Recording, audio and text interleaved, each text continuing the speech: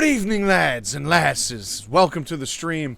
I am Suave Beardson, and today we are likely going to see the finale of this Death Stranding experience. We'll call it that. Let's see, this is part 11, but also technically the 17th stream that I've done on this game, because I spent like 5 or 6 streams just building roads and zip lines and, you know, acquiring materials and such. So there's a big kind of break in the middle. But in terms of like main storyline and following that, this is part 11. This will be the finale.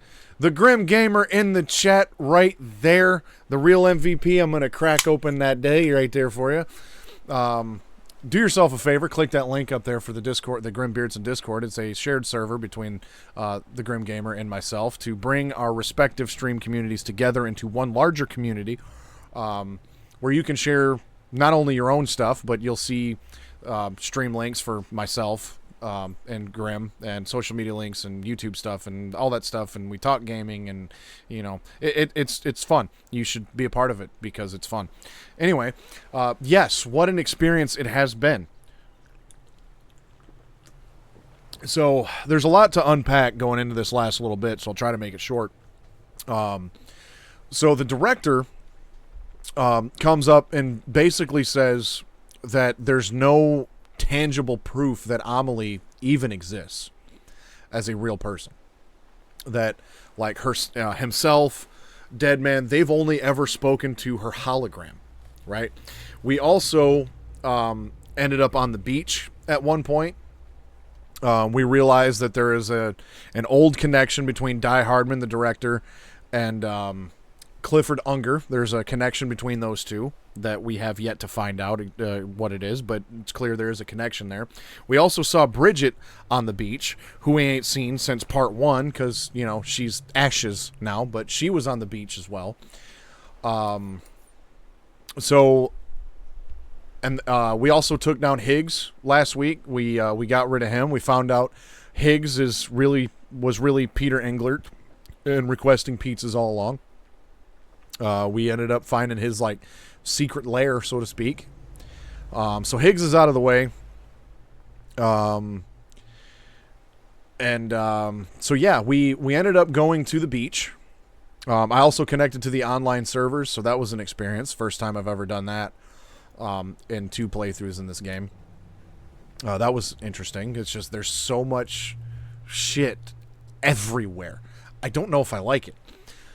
But anyway, we left off with Sam basically going to the beach and basically stating that if he doesn't go to the beach, the world will end. But if he does go to the beach, he likely won't make it back.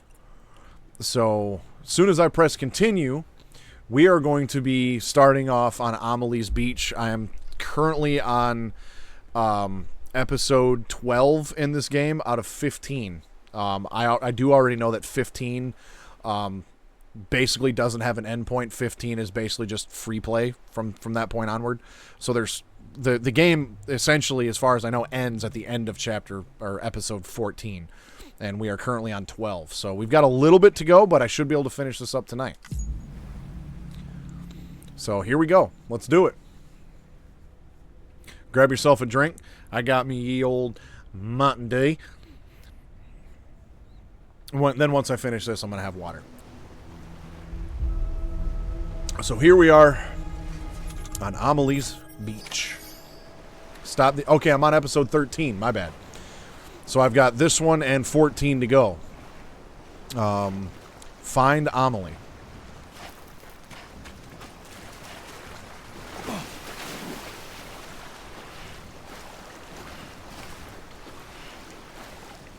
I mean, okay, so it starts me off right here on the literal beach of the figurative beach, and it had me just facing this way. So I don't know if I need to go that way, or if I can go that way, or what. Okay, well, Sam just kind of stopped there.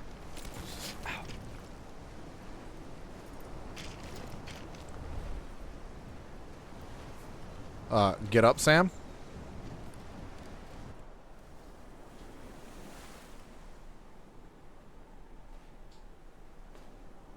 London Bridge is falling down. I guess I don't go through the water. Down, falling down. London Bridge is falling down. My fair lady.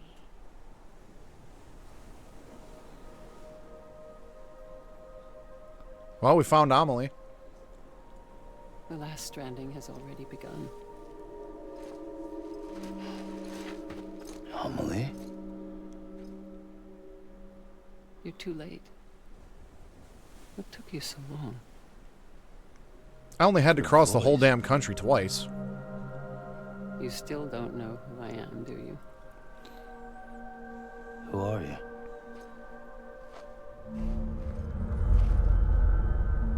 Sam. I knew you'd come back.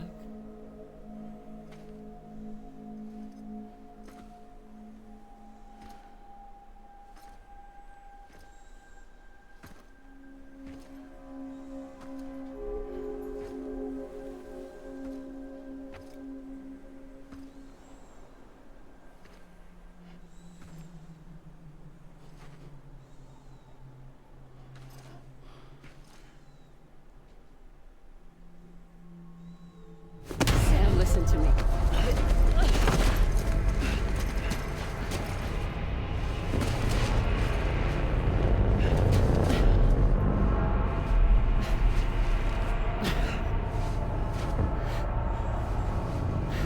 Oh, it's going. We just got started. I love you, Sam.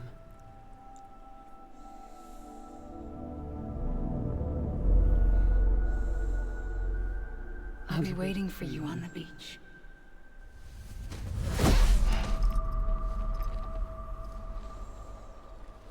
I've been waiting for you, right here, ever since. You were supposed to stop me. Stop all of this. Bridget? Y'all ain't been much help. Ain't even telling Yes. Sam what he had to stop to begin with. It's me, Sam. Where's Amelie? Where she's always been? Nowhere. My daughter, Samantha America Strand, doesn't exist. Amelie doesn't exist. Not in your world. I'm sorry, Sam. I've had to wear a mask for so long. Amelie and Bridget are both a part of me. What's this supposed to mean? Quiet, and I'll tell you. There is no time for questions. Listen. Just listen. Okay, we're listening. At least I'm listening. I do remember bits and pieces of this. I'm sure there's going to be some gaps that get filled in. You confused yet, Grim? Trust me, I do believe this all gets Understand, Sam? Amelie tied up pretty and decent. Bridget, those are just names. What I am is an extinction entity. So, knowing what you know now, you have two choices.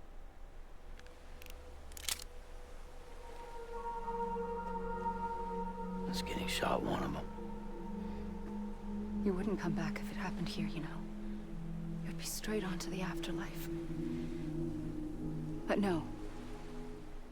It's not one of them. Killing you would be a terrible mistake. I know that better than anyone.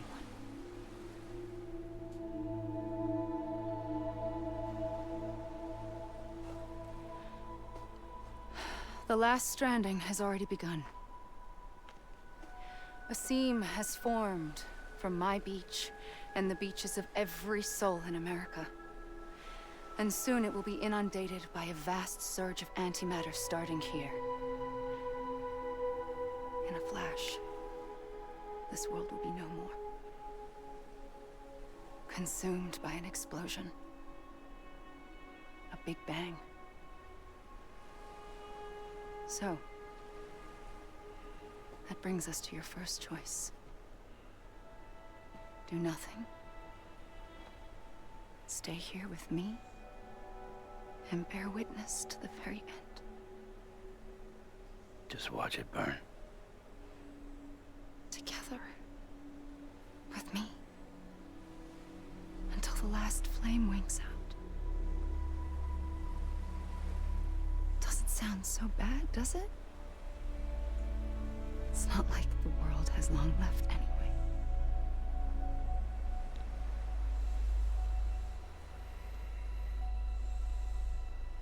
Then there's the second choice. In expanding the network, you brought people and their beaches together, integrating them into a greater whole. Like this Kipu. But in doing so, you also bound them to my beach. The very beach where I opened the gates to the other side. You can't stop what's coming. But if you cut me and my beach loose, perhaps you can stop it from spreading. You might just prevent the last stranding. And mankind will live to die another day. And it doesn't have to end here. But it does. The beach is doomed no matter what. One look ought to tell you that.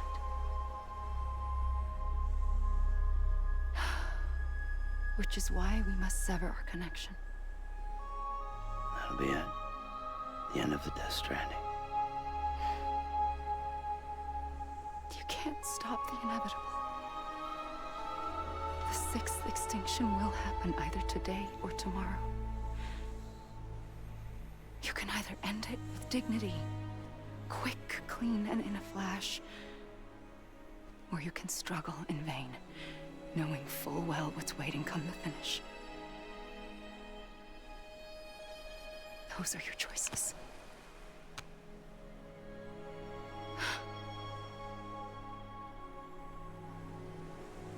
You kept it all this time.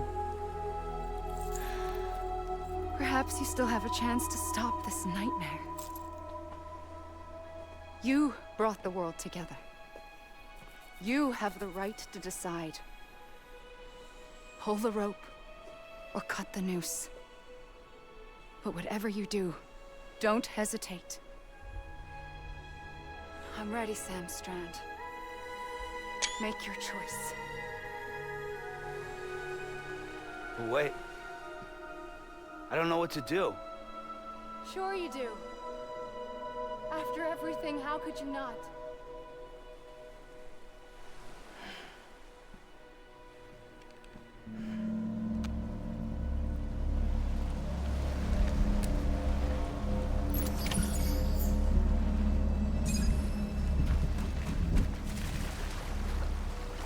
Oh boy. I don't remember. I don't think this choice matters. Alright. I'm going to pause it. Grim, since you've been here with me this whole time, I honestly don't think this choice matters. I don't remember it being this important. However, Grim, since you've been here throughout this entirety, the entirety of this entire experience, what do you think I should do here? Should I pull the trigger or wait and see what happens? I mean, personally, I feel like pulling the trigger seems like the greatest option because, like, you know, you let her do her thing, everybody dies, right? You pull the trigger, then theoretically, according to the choices that I was given, humanity may live on another day or two or week or year. I mean, it'll just postpone the inevitable from the sound of things. But, I mean, it's better than doing nothing, right? So, pull the trigger? So that's where I'm leaning.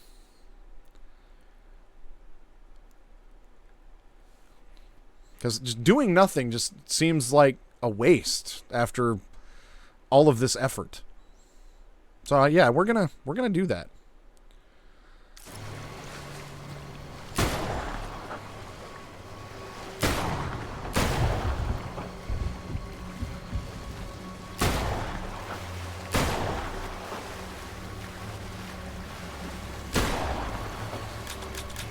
Well, I guess it didn't matter.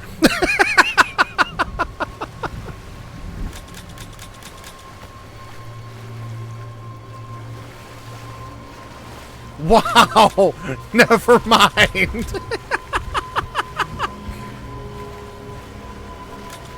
You can put the gun away, Sam. Okay, there we go. Like I said, I don't think it mattered. I didn't remember it mattering. And clearly it doesn't.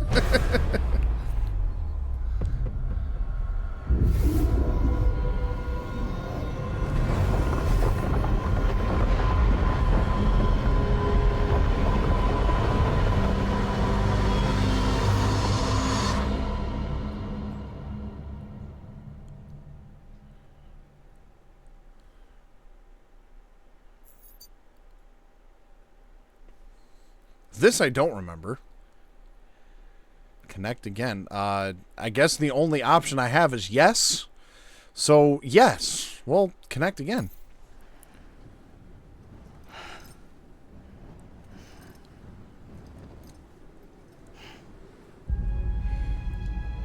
I'm ready, Sam Strand.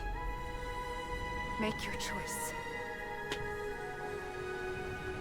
But wait.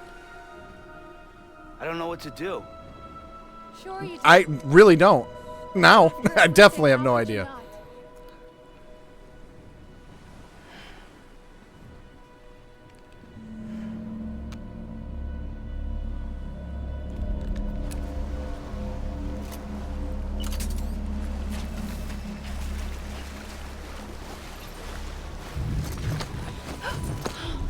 I'm here for you. Always. Like you were for me.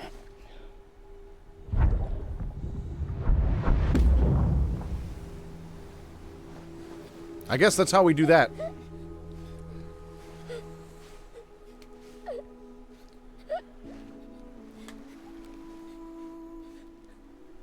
Here. It's a dream catcher. Wear it when you sleep, and I'll keep the nightmares away. I'll always be with you. When you're all grown up, you'll need it to make us whole again.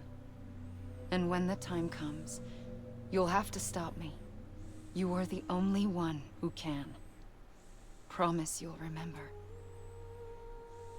Sam, I'll be waiting for you on the beach. I remember. You knew. You always knew. I did and I didn't. I had so many dreams of the future. I didn't know which ones to trust. Which is why I decided to share them with you and the others. But to connect the dots, to make sense of everything, you need perspective. You need time. Time has no meaning to me. I am not a line. I am a single point. Which is why all I could do was just show you the choices and let you decide. Our nightmares are your dreams. You found the common thread, the strand that links them together. And you did that the only way possible. To live life one day at a time. Thank you, Sam.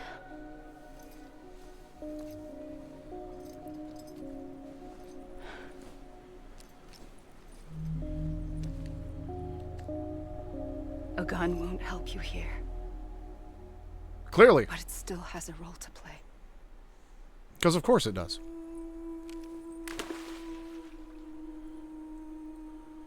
It was the bonds between people that brought the world together.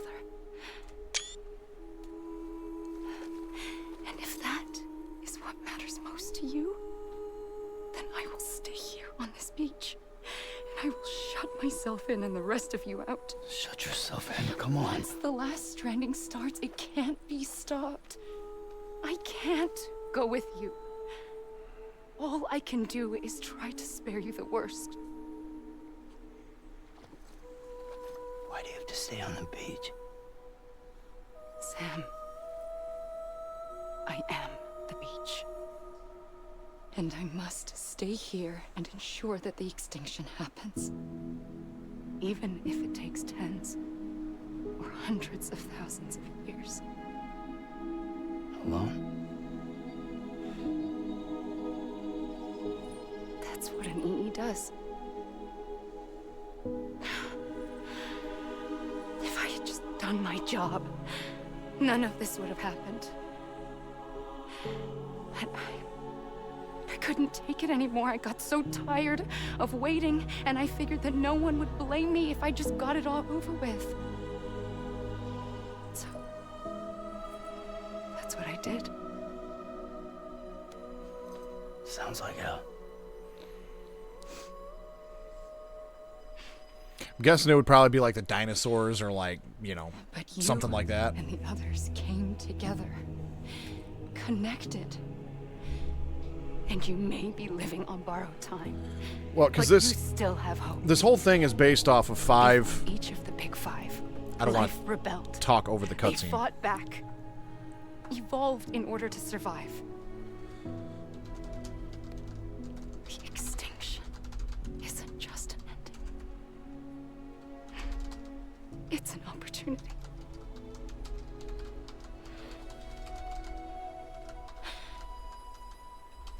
And if I have to pay the price for that, to be the sacrifice, then so be it.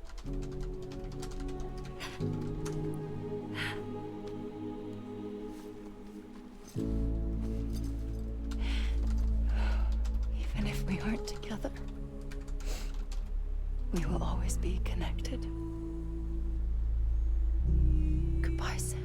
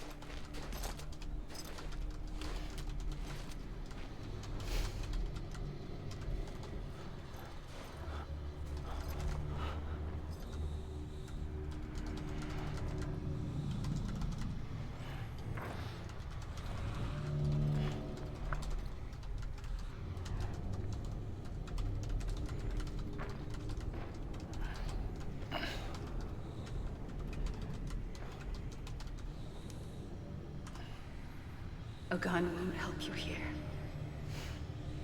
But it still has a role to play. So I'm guessing Sam's back on his own beach now?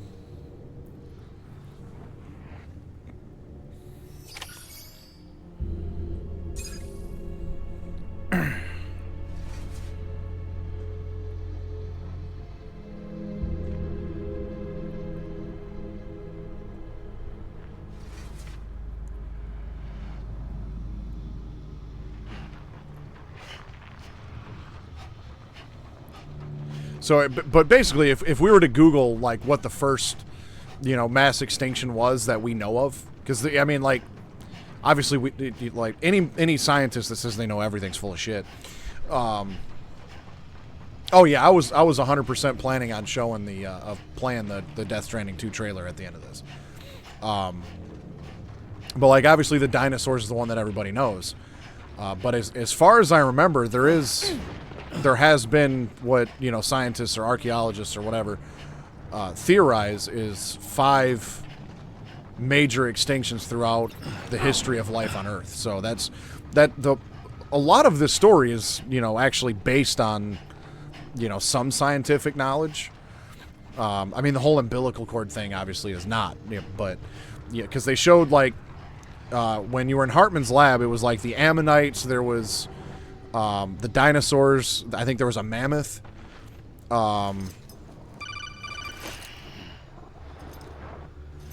Well, thank you for the follow. Much appreciated. So there was the mammoth, looked like maybe a Neanderthal, the dinosaurs, the ammonites, and so there's got to be one more that I'm forgetting. But my guess would be probably the ammonite because it's the smallest. The most recent would probably be like, I'm guessing would be mammoths. Unless those are just, symbolic, creatures for those events. Because mammoths, I think, don't go back all that far. Quiet, and I'll tell you. There is no time for questions. When you were young, you used to have bad dreams. You cried about them all the time. The truth is, those weren't your dreams. They were mine. For as long as I can remember, I've dreamt of the beach. Not just while sleeping, in my waking hours too. In my dreams, I watched the world end so many times. Countless past extinctions that decimated life on this planet. Again, and again, and again. At first, I didn't understand what I was seeing or why. And that wasn't the worst of it. There were other, more terrible dreams. Dreams of death and destruction. Of a massive extinction to come. Like this one. And I would always be the one to end it all. To bring about the last stranding. As I have today.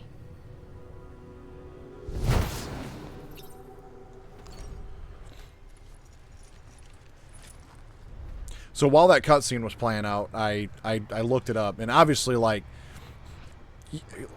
the dinosaur extinction obviously came from a giant fucking meteor, so you couldn't really blame that on the dinosaur specifically, right? So obviously the ammonite is probably just a symbolic figure for one of them. The dinosaur is a symbolic figure for another one. Whatever extinction. I mean, the dinosaur was obviously the most famous extinction. But the mammoth is probably just a symbolic figure for, whatever extinction event wiped out said mammoths. I don't remember if I'm supposed to go anywhere specific for this. Because I can't pull out the gun or anything. Maybe you just have to run around.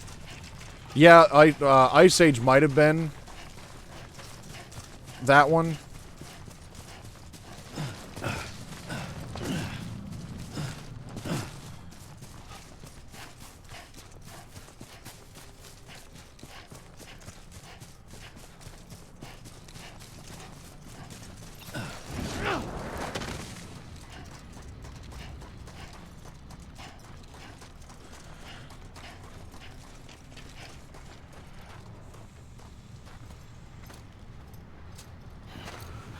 Yeah, I think the only purpose here is just to run until the game decides not to run anymore. I don't think the direction you go matters at all. The first operation, I was only 20. I opened my eyes and found myself on the beach.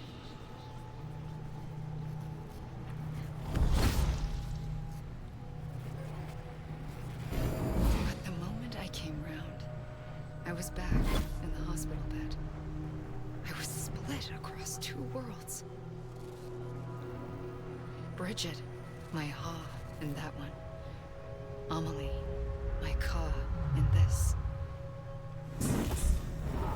Somehow, the two of of us managed to coexist. Soon, our ages began to diverge. Only Bridget's body got older, while the beach kept Amelie's the same. So I came up with a story. I told people that Amelie was my daughter. A daughter with a debilitating condition and an absent father. Look. Amelie.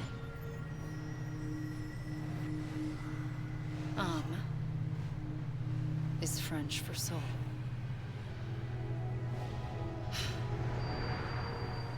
A soul that's a lie. There was no Amelie. Only me and the beach. I thought it was a curse in the beginning.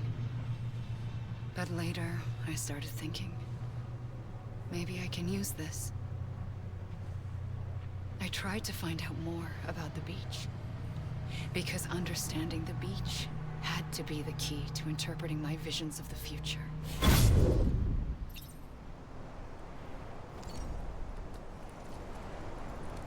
Oh, this is an interesting way to deliver the story, I guess. Probably to keep people from being like, oh, there's too many cutscenes. The cutscenes are too long.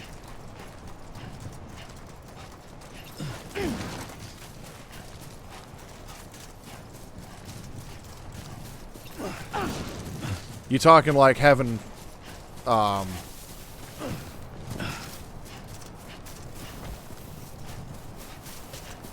having multiple extinction entities, or like Amelie being multiple different people? I'm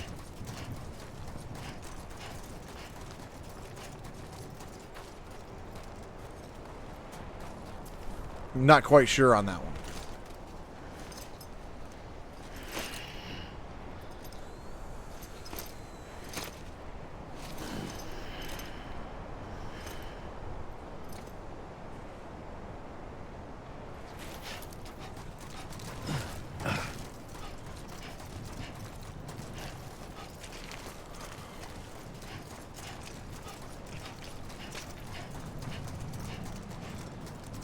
I mean, yeah, it kind of begs the question, like, where did Bridget come from, right?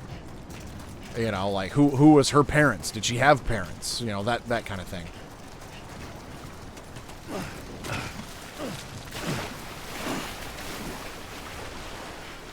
Like, that would be an interesting backstory to know.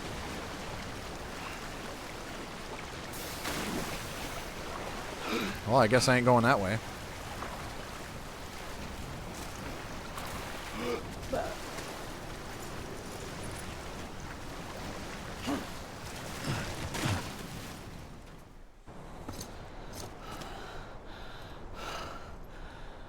Sam's searching his own beach for answers. He's getting tired.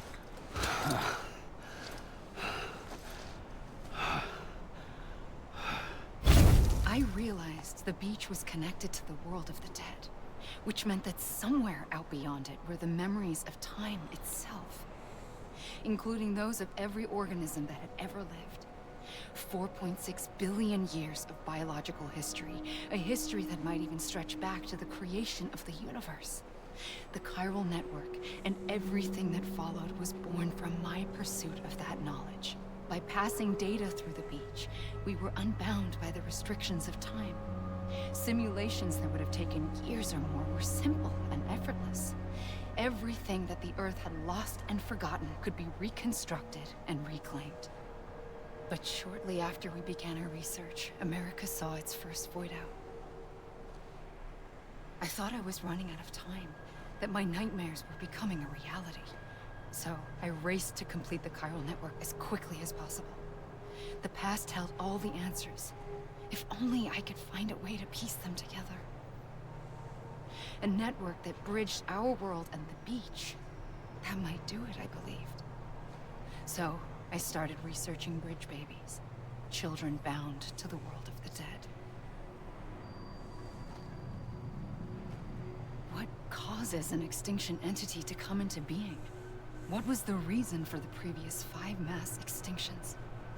The answers to those questions would tell me how to stop the 6th. I founded bridges, more determined than ever to build a chiral network that would cover all of America. But the longer I fought my war against the inevitable, the weaker I became. My Ha had cancer.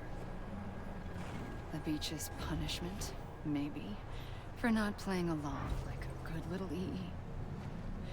And then, just like that, my Ha was gone. I couldn't finish what I'd started. So, I asked you to do it for me. And you did. You helped us complete the network. Helped us to reclaim everything the universe experienced from its inception to this moment. Every mystery was ours to solve. Like this one. Once, there was an explosion. A big bang that gave birth to time and space. Thing is, it was more like a big fluke. All that matter and antimatter should have canceled itself out, leaving nothing. But somehow a tiny speck of matter survived. Just enough. Enough to make this world and everything in it. A world that shouldn't be, a world out of balance. Order inevitably gives way to chaos. Everything that lives must inevitably die. It's like the universe is trying to return us to the nothing we came from. Maybe the Big Five were its best attempts to finish us off. This is where a lot of the philosophical stuff's coming in, I think. But somehow, life always managed to survive just enough. Enough to thumb its nose at the will of the cosmos. You know, I'm starting to think that extinction might be the key to overcoming total annihilation. It forces life to fight to survive, to endure, to exist. That's why the Big Five ultimately rekindled life instead of extinguishing it. From the ashes of the dead rise the living. Stronger and wiser. Inheritors of the legacy of existence itself. They defy the universe and refuse to surrender. They say, we're just getting started. Extinction is an opportunity. Well, that's one way to look at it. Letting everybody die is an opportunity. But she does have a little bit of a point, though. If there's been five mass extinctions throughout the biological record of the Earth that we know of, obviously something had to survive, because I'm here playing a game theorizing the shit. So, like, is she wrong?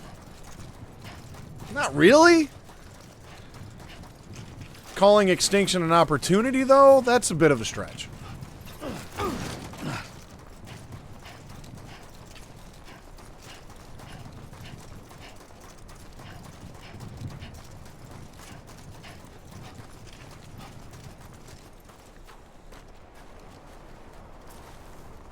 What blows my mind is, like, the closest thing, like, the closest, like, biological relative to the dinosaurs are birds. That just blows my mind.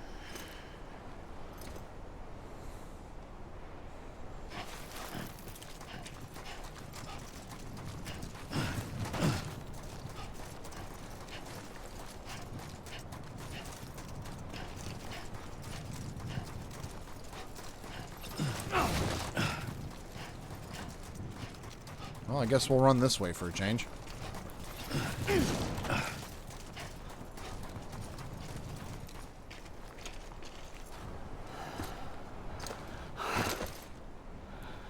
Yeah.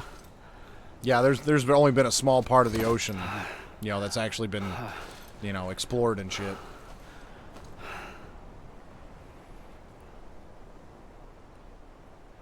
I pulled the trigger twice that day. I knew at once I'd made a mistake. I found your beach and looked everywhere for you. Sam. There you are.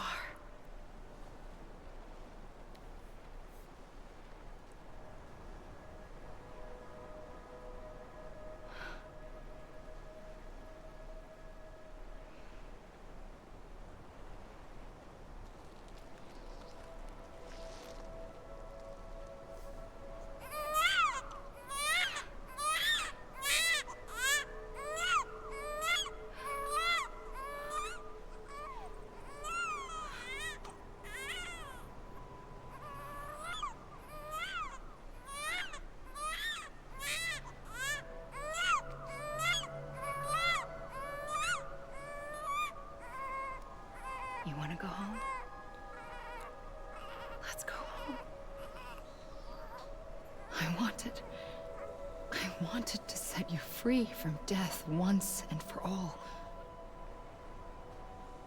It's okay.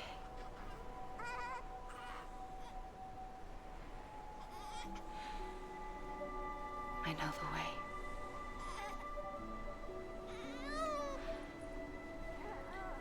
Pretty sure we saw that But in doing cutscene from a so, different I perspective upset the fundamental balance between life in and the last stream. I just wanted to save you.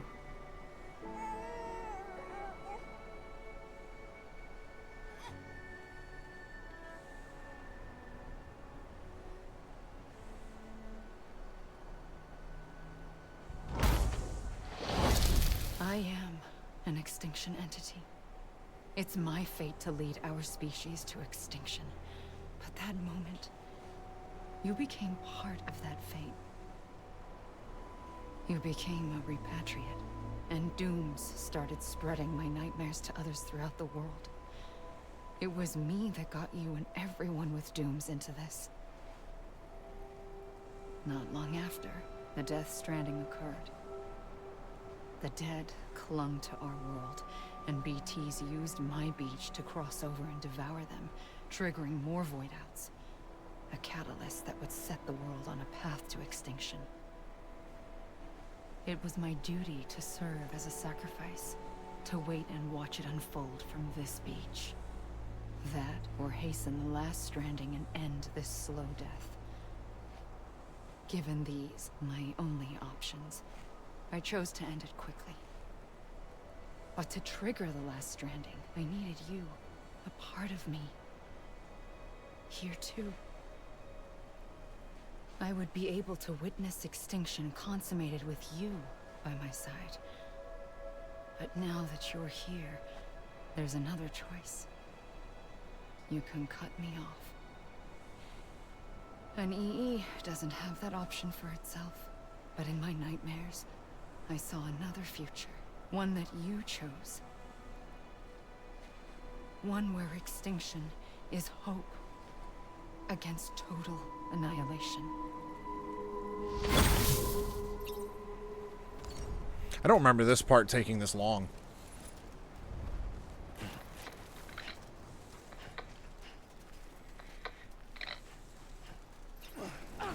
And I definitely remember more things. This definitely isn't done yet. There's credits here, but we're not done.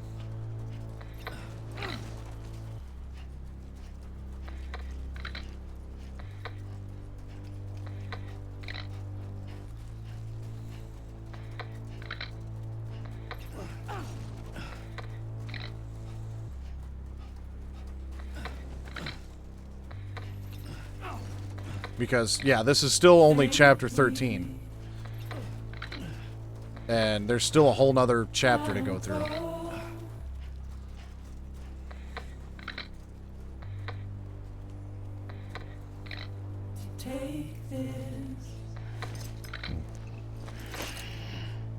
But I think at this point,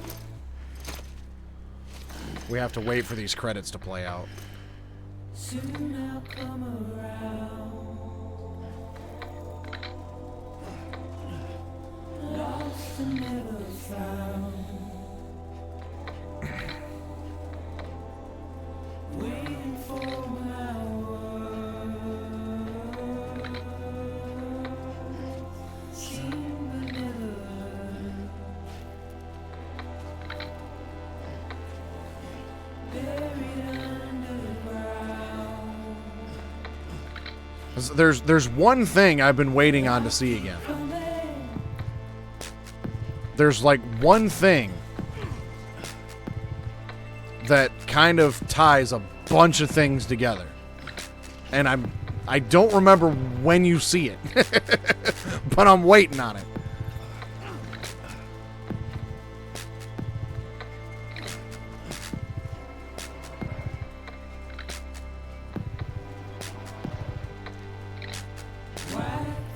So I guess we're just gonna run around for a minute.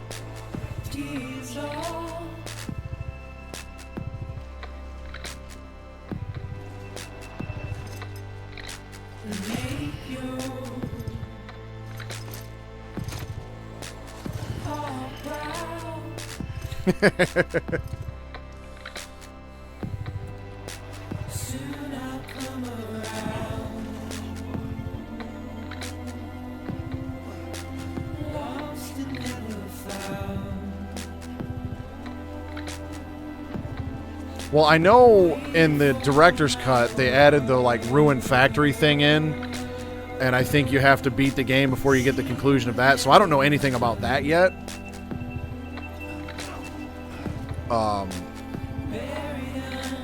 So I'm interested to see what that is. But yeah, there's still like at least 2 more things that I remember are a thing that we haven't seen yet.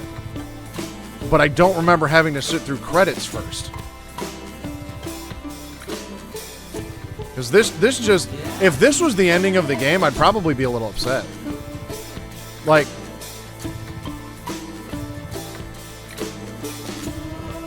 imagine, like, playing this game for the first time, you get to the credits and think you're done, and you're just like, alright, well, I guess I'll turn it off now, and you never find out what happens after the credits. Wouldn't that be some shit? I've already done the first 2 parts of the ruined factory thing when I went back to the eastern region. So like I went into the ruined factory. Let me just get rid of that because it's not important anyways. But I did the first 2 parts. I did the first bit where you go to the factory, and then I did the second part where you actually go in. And that was all I could do, and so I kind of looked it up a little bit. I don't know what happens, but the last, like, 3rd part of that, I guess, quest line, if you want to call it that, takes place after the finale of the main story. So, I mean, I don't necessarily think, you know, like, it's not a bad thing either to have, you know, kind of a loose ending like that, but I still feel like at this point in the game, nothing's been explained, really. Other than the fact that, you know, Amelie is actually also Bridget, that there was no Amelie, you know, that she's the same person, and that she's an extinction entity, you know, and basically tried to hasten the end. So that's obviously where probably her partnership with Higgs came in, which I guess, maybe slight spoiler alert, I feel like they explained that a little bit more, but maybe I'm wrong in that assumption. But, well, I thought we were getting... I think we're close to the end of the credits at this point. The only time Sam ever saw Amelie was on the beach. At least that's the only time we saw Sam see her, was on the beach.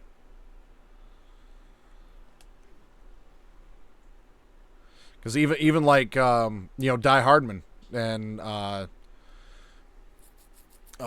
Dead Man, both of them, you know, said the only time they ever spoke to her was through the beach. I think this might get explained some more, so I'll answer that in a minute. You here, but it still has a role to play.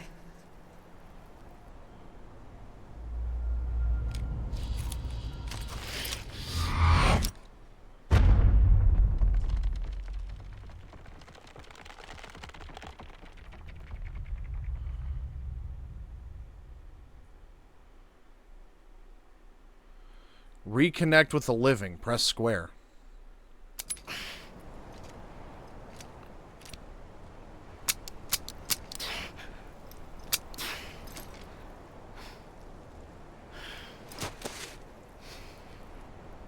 Listen, Sam. I was the one that brought you and Cliff together again. There was something I wanted you to know. This is what I've been waiting on. And you're not alone. Don't you see, Sam? You have to live.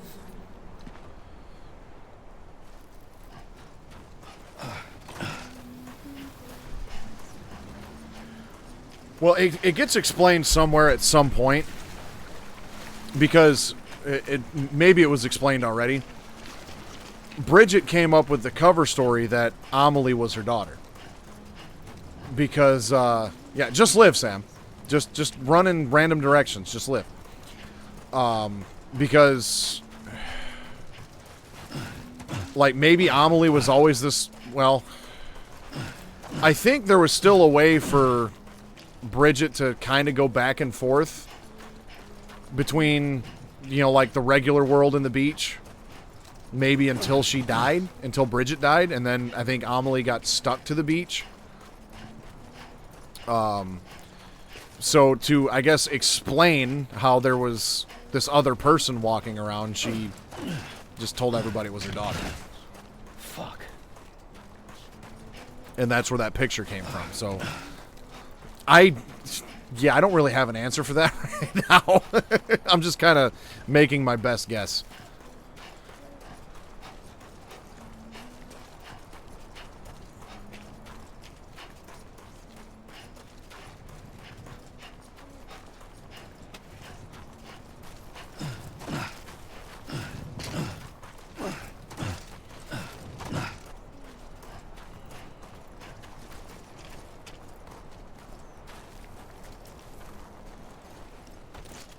I'm tired, Grandpa.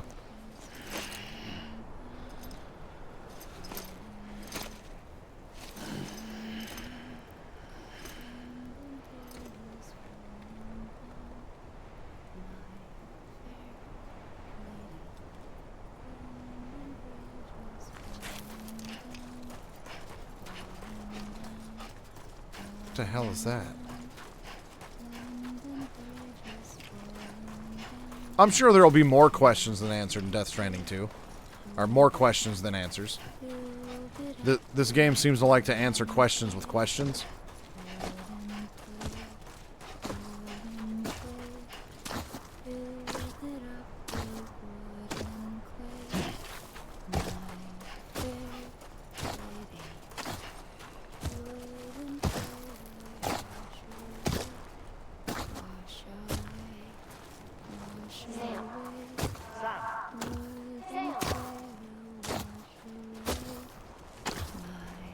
Yeah, pretty much.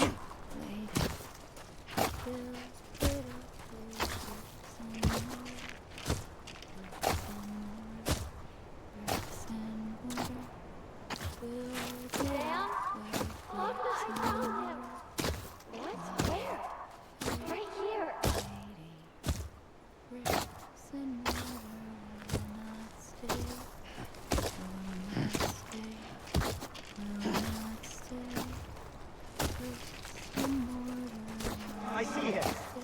This way. Oh my God. He's over there. Over here, Sam. Sam. We're coming, Sam. You ready, Baja? Ready. Sam. I see you. Hey, Lou, take me to Sam.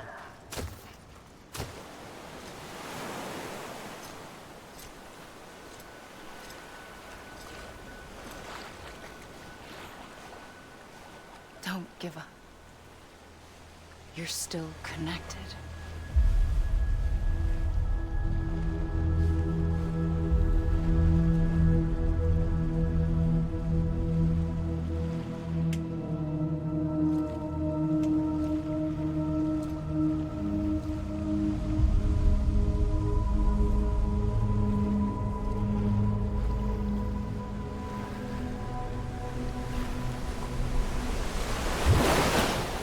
Gotcha.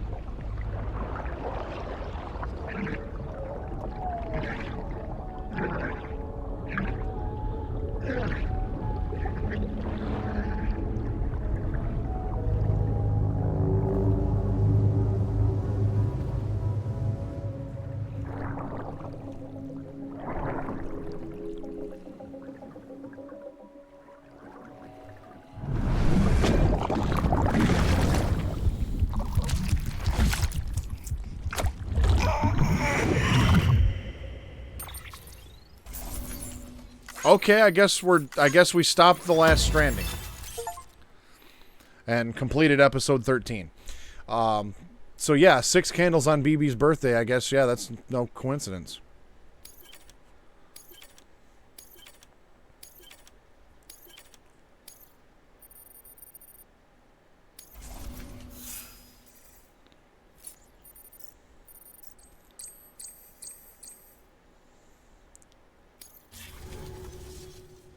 World saved. Too long have we guess. lived as strangers to one another, divided by walls built to keep us safe.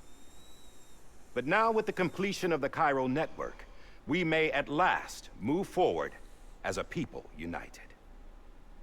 Today, we come together to celebrate the birth of a new nation.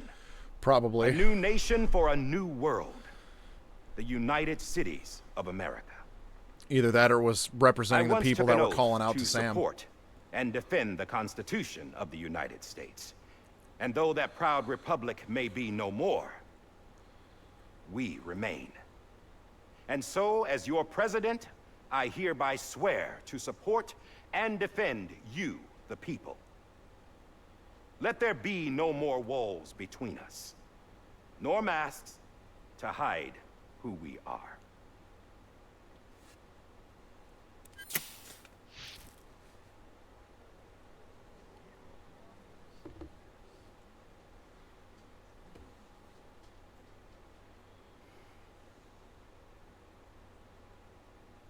Let there be a new America. An America where we can face one another, where we can speak our minds and open our hearts. The old ways die hard, but I believe, my fellow Americans, that we have the strength and the courage to rise above our past and embrace our future. The Death Stranding is a part of that past. An enduring shadow, a constant reminder of what could have been. That we stand here today is testament, not to the greatness of any one individual, but to our capacity to come together, to the bonds between us, to our collective greatness. All things must come to an end, ourselves included.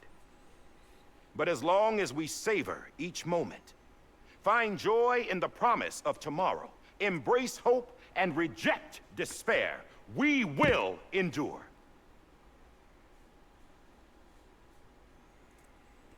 President Bridget Strand and her daughter, Samantha America Strand, sacrificed everything in their pursuit of hope that we, the people, be whole again. That they are not here today to see the fruits of their labor fills us all with a profound sadness. But we find comfort in I don't the ever knowledge remember Amelie being referred to their as memories Samantha, will though. live on in the Cairo network and in our hearts. We will always remain connected.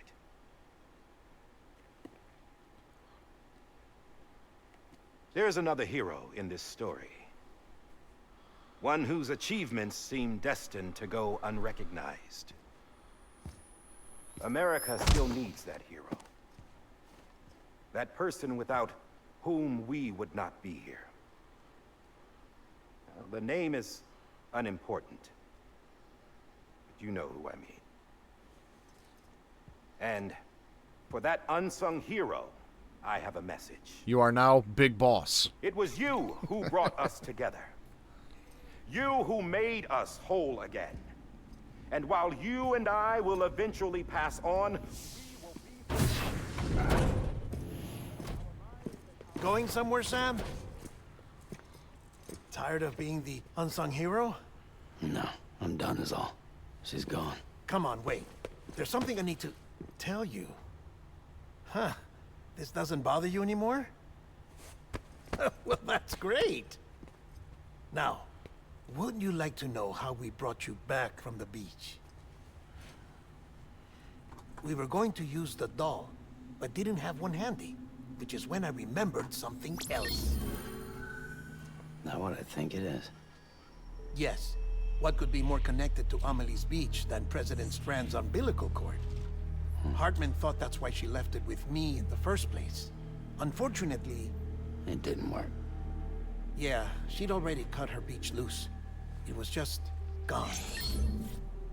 We didn't know if that meant she dragged you into the great beyond, or sent you to some other beach. We were really racking our brains. Hartman and Mama split up and started searching every beach you might feasibly have washed up on. We looked for a month with absolutely nothing to show for it. A month on the outside. How long on the inside? Trust me when I tell you, you don't want to know. But don't worry. We found no signs of accelerated aging. In the end, this is what led us to you. Just when we were about to give up, Die Hardman reminded us about the revolver. So, we tried to follow it, and it led us to a far corner of your own beach. And bingo, there you were. Mama made visual contact first. She was able to see you from her vantage point on the other side. She informed Lochna via their connection, and Hartman confirmed your location during his subsequent NDE. The plan was for Fragile to, in essence, slingshot Lou and me to your position so we could rescue you. But it's not so easy to send multiple individuals to another person's beach for an extended period of time. And that's where the umbilical cord came in. We wove these from President Strand's DNA. They serve as a single knot that binds us all. The President must have known all of this would happen. Ironic, isn't it? The gun that set this whole mess in motion ends up being the key to saving you. Amelie, she said it had another purpose. Not a weapon, but a lifeline. A stick that became a rope. I suppose that's one way of putting it. Oh, Sam. You have no idea how long I've been waiting to give you a hug. Got something else to tell you. Top secret. It's about Cliff. BB's mother's name was Lisa Bridges, Cliff's common-law wife. Lisa Bridges? Now, Cliff was killed by a man identified in the records only as John. Former U.S. Special Forces. Quite good at it by all accounts.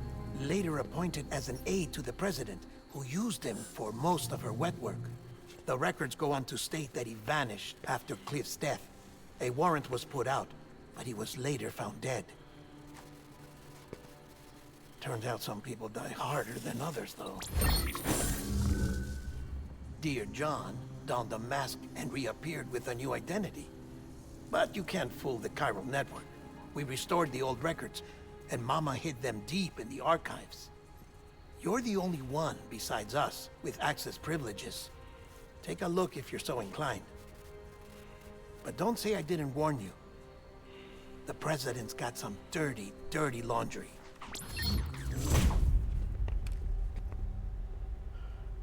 I don't trust him. But I'll work with him if that's what it takes. We'll talk later. So Deadman there is still suspicious of Die Hardman, and now Die Hardman has been linked to Cliff's death. Sam.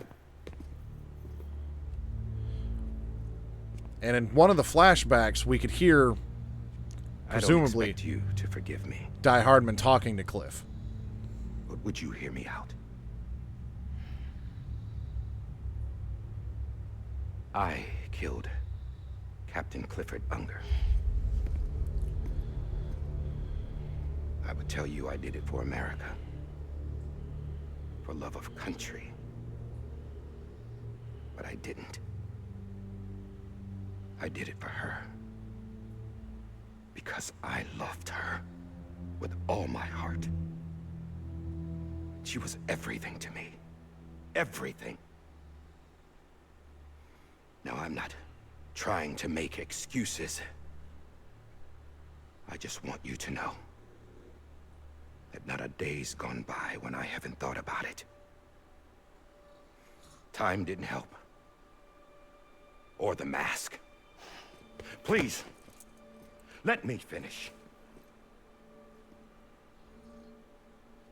They did a fantastic job with the facial expressions in this game.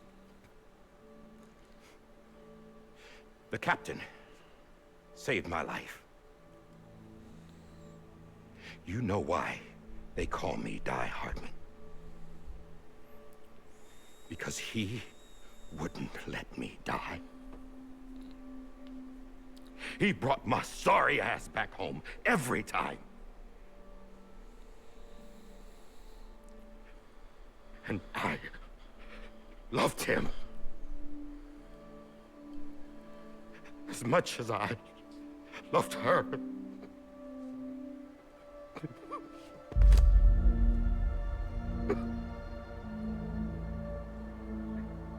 And when he stared me down, that ghost,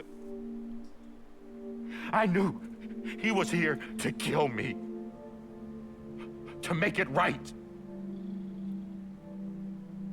And why shouldn't he?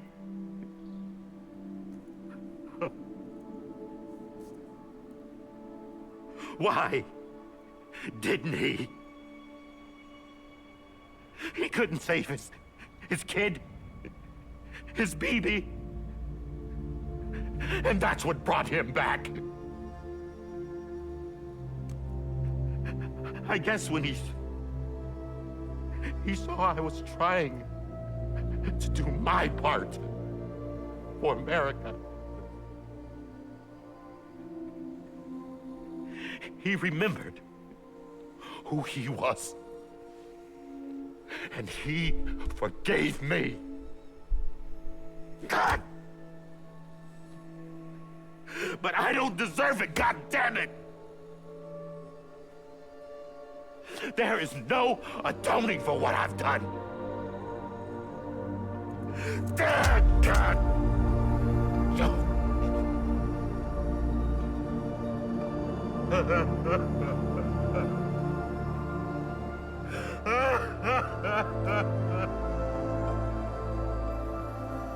When are they gonna reveal the one thing I've been waiting on, dude? It.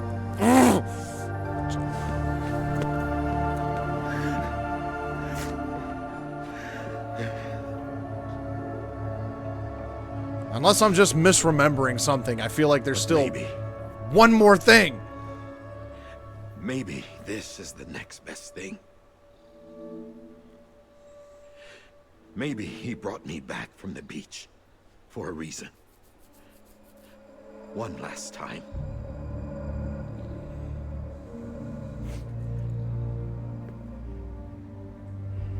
He wanted me to do this. To keep on being Die Hardman. No. He didn't. Nobody wants a president who acts like they're immortal. And if you're not scared of death, how can you value life? And life is pretty fucking fragile right now. And yeah, the old ways die hard. But that's what's gonna have to happen if we're gonna come together and build a better America. That gun won't help you here. That's her words, not mine.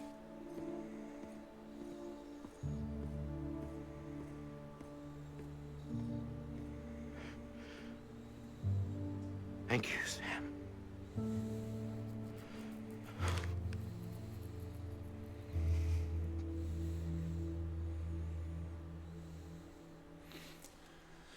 Now, Evolving Fetus, I know you've played this game before.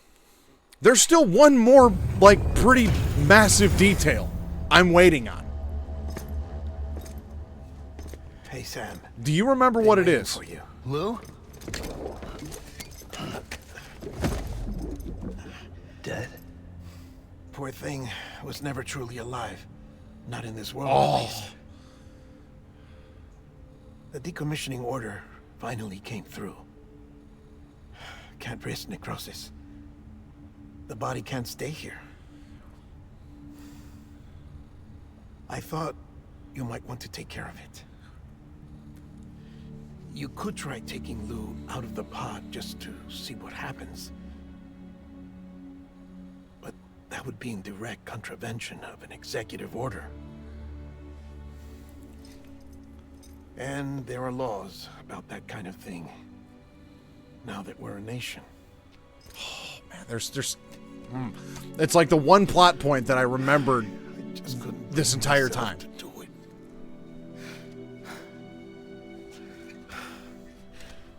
But if the alternative is defying the president, I can't do that either. Not me. All right. I'll go to the incinerator.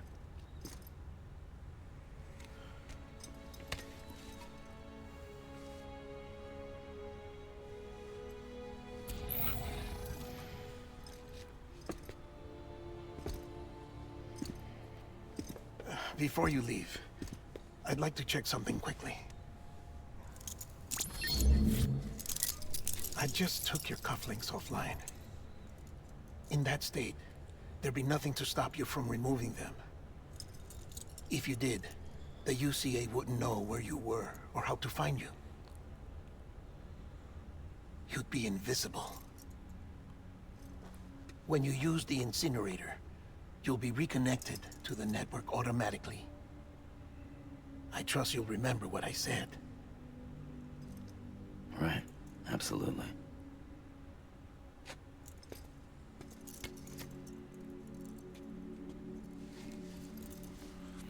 All right, so now Sam's heading to the incinerator with BB.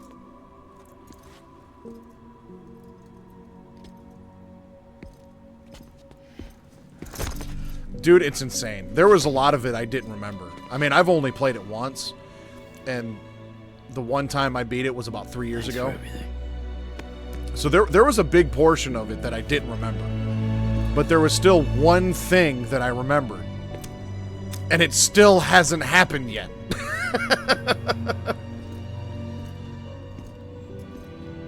This is why I'm glad I cut it off when I did Sunday night, because just getting through that one chapter has taken me over an hour.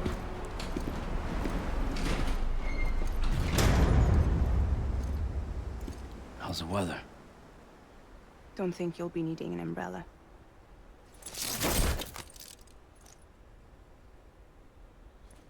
I decided to follow my father's dream after all.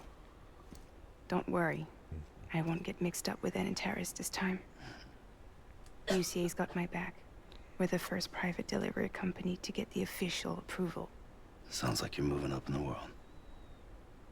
Congratulations. Thanks.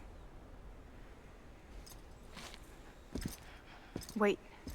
There's something I have to tell you. I didn't shoot Higgs. Couldn't pull the trigger. So I let him choose. Death or eternal solitude on the beach. Fair enough. You never did like breaking things. That's right. I find and fix what's broken. And That wasn't it.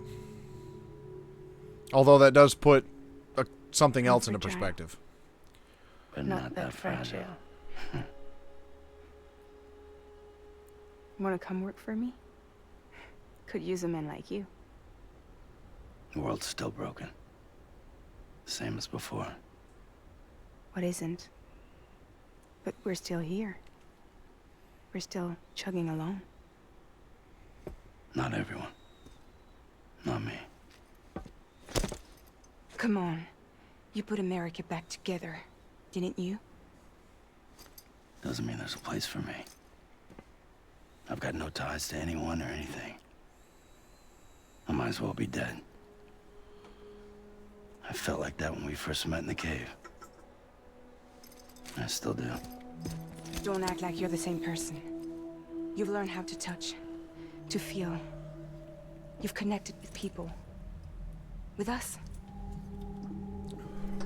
Everything I touch, I lose.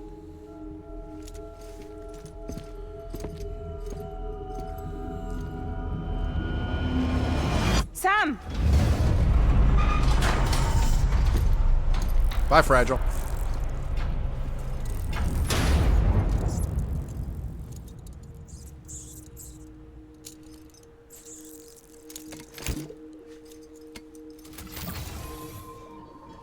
Come on, Lou.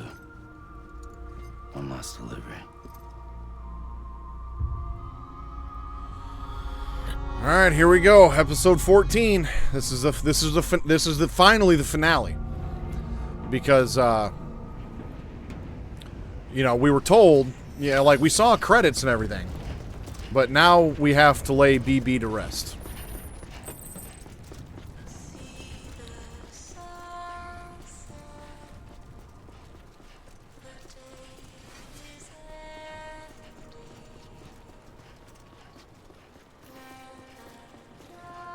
But the fact that Fragile didn't actually, so yeah, this, and then I'll run back to the eastern side and check out the factory before I, you know, call it a done deal. Is any? Actually, I'm already on the eastern side because I was at this is capital, not city, so I don't have to go back to the eastern side. I'm already there. I am gonna get a vehicle though. If I can, I think. I'm gonna try to get a vehicle.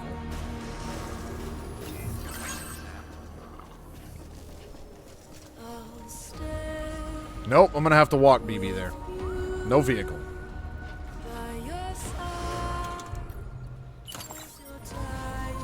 But yes, once I finish this up, I'll be heading to the factory and see what that's all about, because I'm definitely interested in that. So, I wonder if any of my zip lines or anything are still in place. No, they're probably not, because the eastern region got decimated. That's right, that was all for nothing.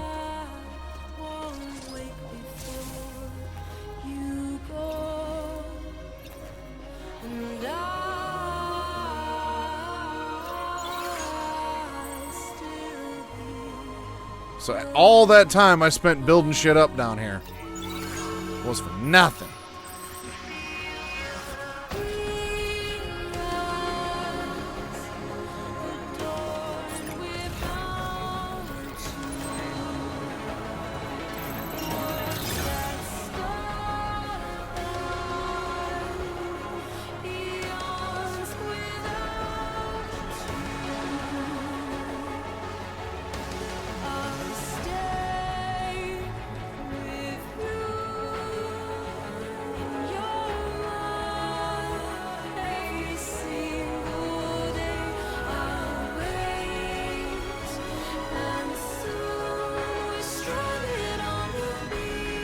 Yeah. Yep.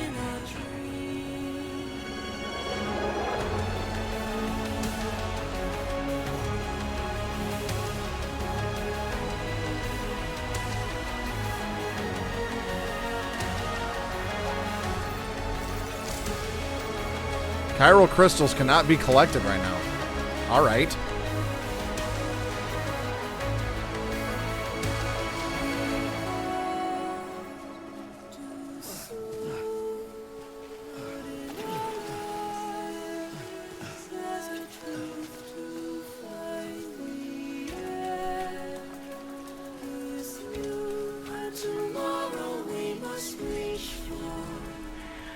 Can't believe Fragile didn't kill Higgs, though.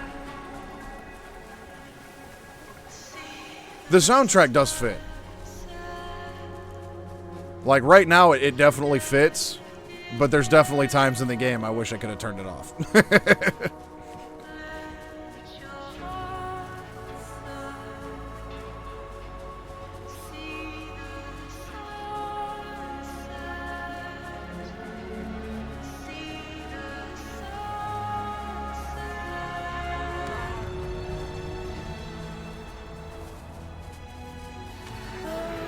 The Walkman. That's a blast from the past right there. Yeah,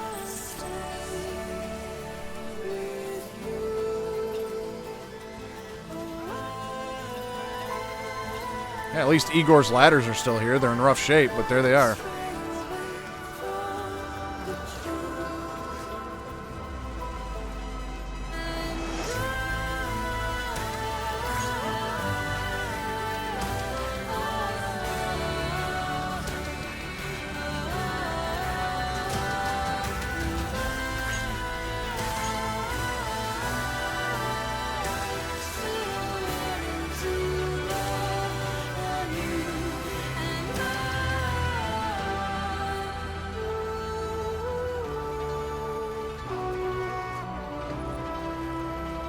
Yeah, man, back in the day, having a Walkman, you didn't go anywhere without a folder of CDs.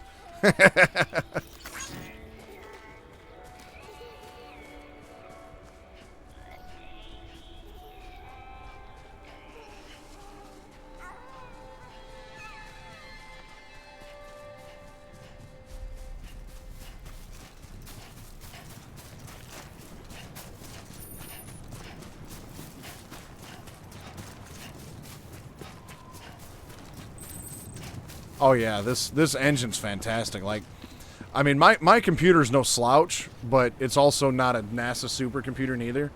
It's kind of a middle of the road PC, but my PC has not struggled with this game whatsoever. Right.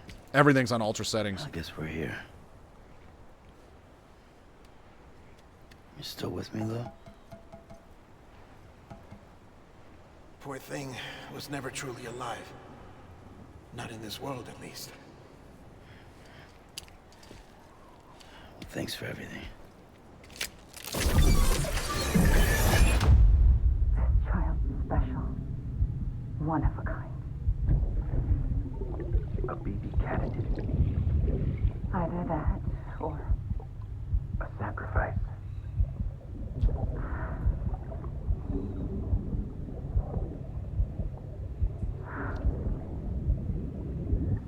A foundation. A bridge.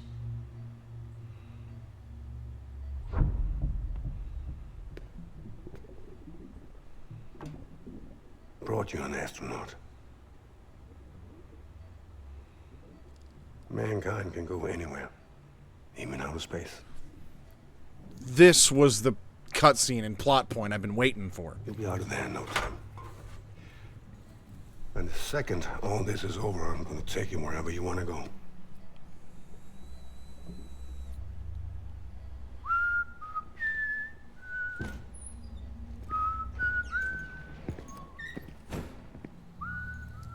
You remember now?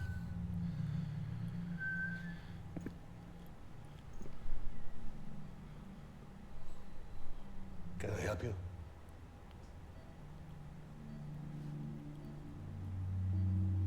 Holy shit. John, is that you? Captain, what are you doing here? My wife's checked in. They don't want a repeat of last year. The Void out in Manhattan.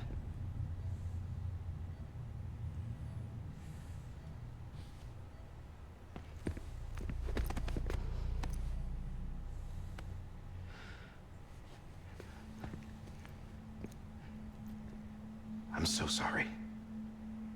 I didn't know you were the husband.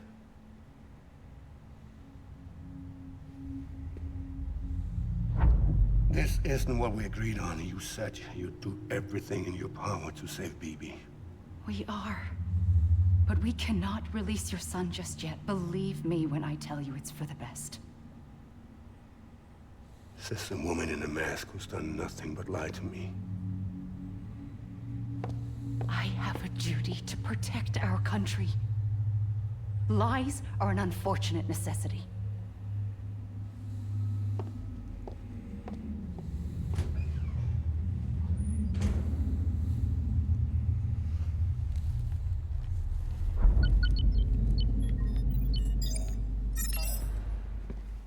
The President gave me the highest level access privileges.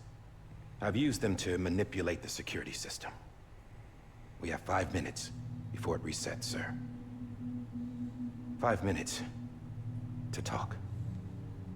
Off the record.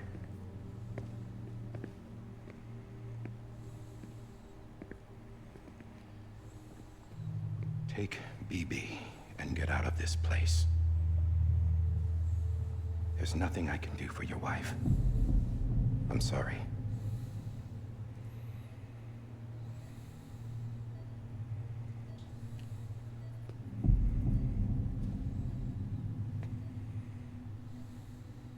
You were my commanding officer, but I swore an oath to the President to protect her and the country at all costs. Now, if she orders me to do something, I have to do it. I have to. But I served under you first. And your family doesn't deserve this. Any of this. Why are you helping me? If they catch you. Because you saved my life, sir. Again and again. When the brass sent us into the jaws of hell, it was you that brought us home. Back then, I thought I was invincible. I thought I was some kind of action hero. But I'm not the hero. You are, sir. You're the reason I'm still alive. And it's past time I paid that debt.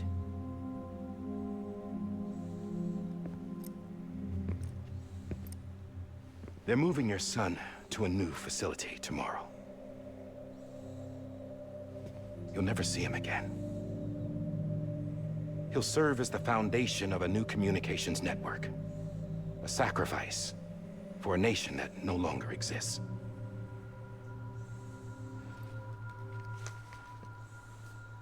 I wrote down everything you need to know.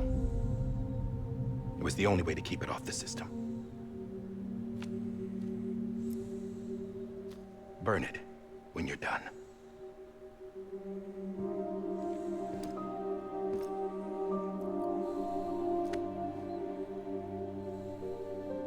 The rest is up to you, sir.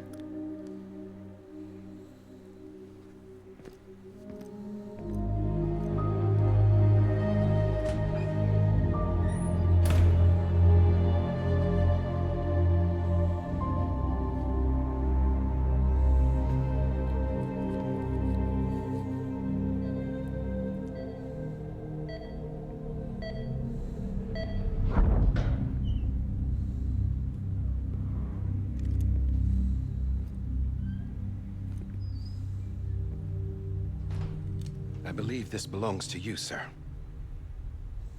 Now, I can't terminate your wife's life support from inside her room. System won't allow it. So, this is the only other option.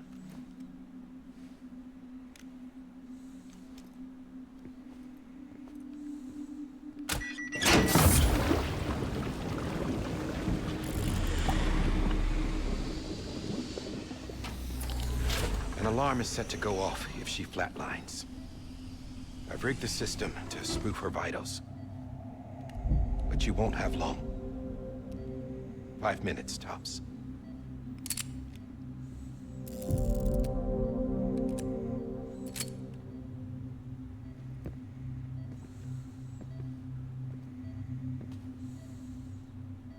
Don't hesitate, sir. This is the only chance you'll get.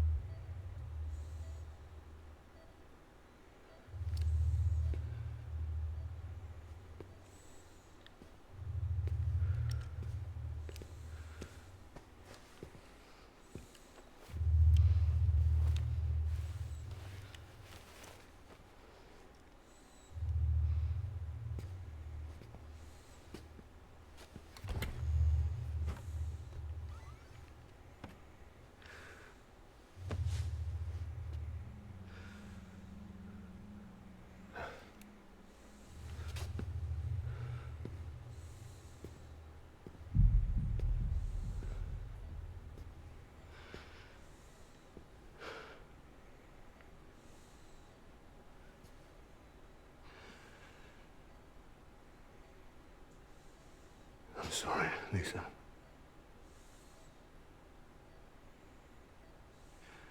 Don't worry. I'll take care of him. I promise you. Promise you. Yeah, that's not explained. I mean, she's brain dead. Accident, you know, could have been really anything. But it's the whole thing with BBs is they're connected to a brain dead mother.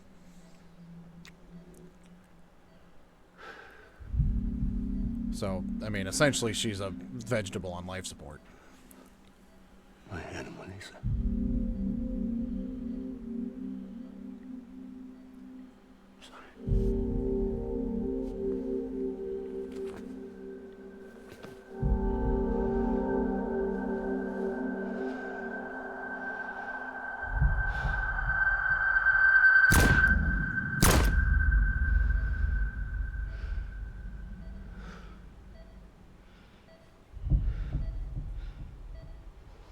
Yep.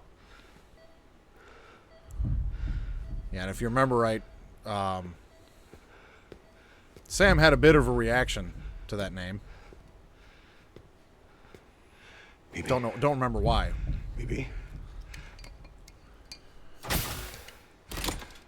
BB, can you hear me? Can you hear me? Daddy.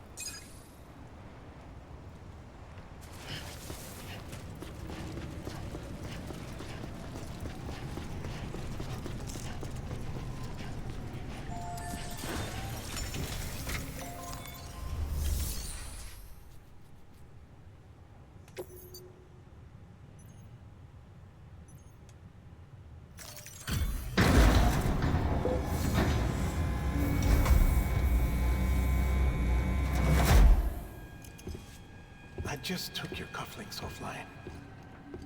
In that state, there'd be nothing to stop you from removing them. If you did, the UCA wouldn't know where you were or how to find you. You'd be invisible. When you use the incinerator, you'll be reconnected to the network automatically. You could try taking Lou out of the pod just to see what happens. But that would be in direct contravention of an executive order.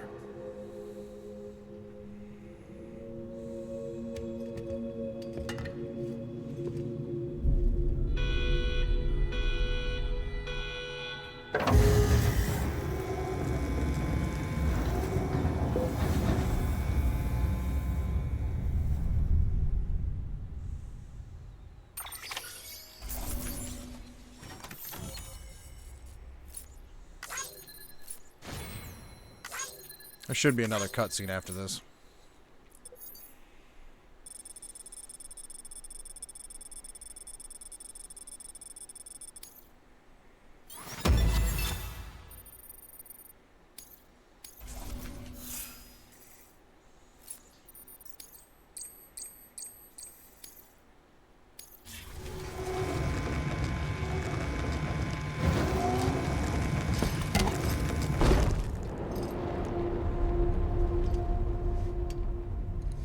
A purpose that cannot fulfill outside the pod. There is a 70% risk of catastrophic failure simply in removing it.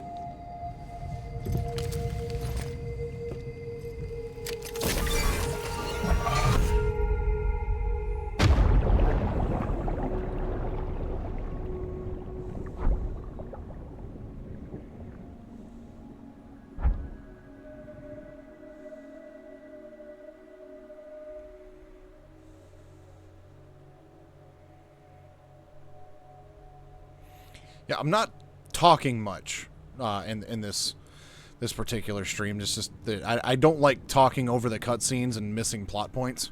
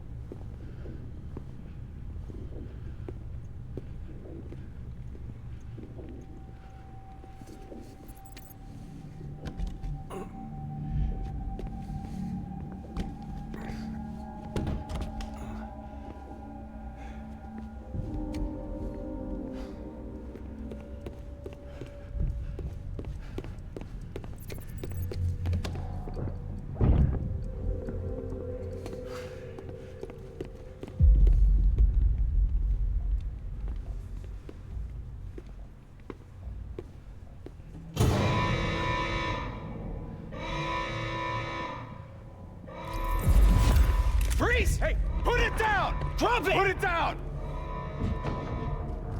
Back off. Back off! Get up! Don't do it! I'll handle this.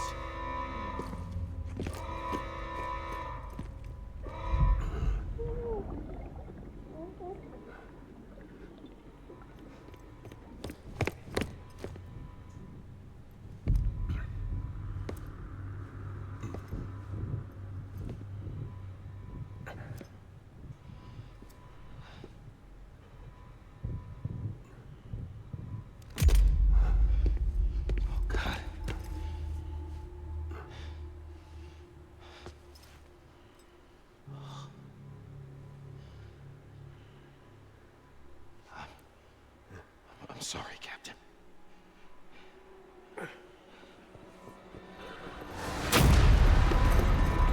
Don't! You got it! You two! Stay there! And hold your fire!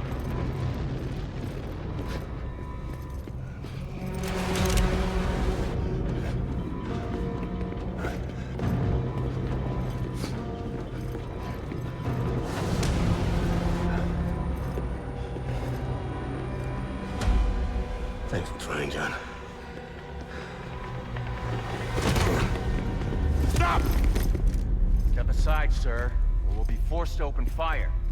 It's a dead end. He's trapped. Security will take it from here.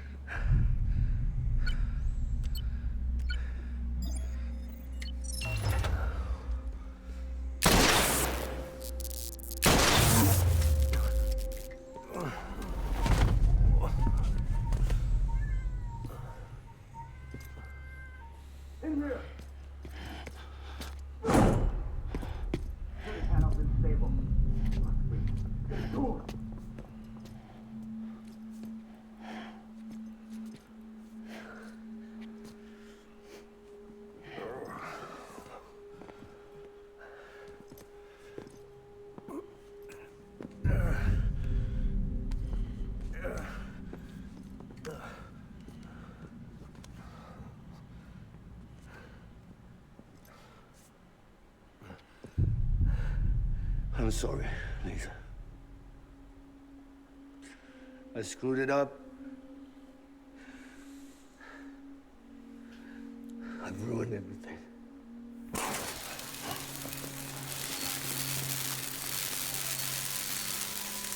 This room is off limits. No one goes in. But he's in there, sir. I saw him. You saw him all. Now check the other way. Go! Yes, sir. No. Open it up. He's inside. Move, dumbass.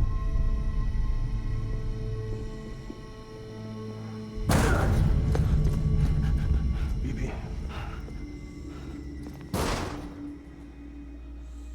Don't worry. It's okay. I'll always be with you.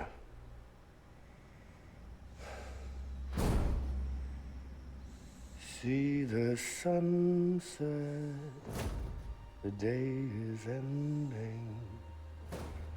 Let that yawn out, there's no pretending. I will hold you and protect you from that love.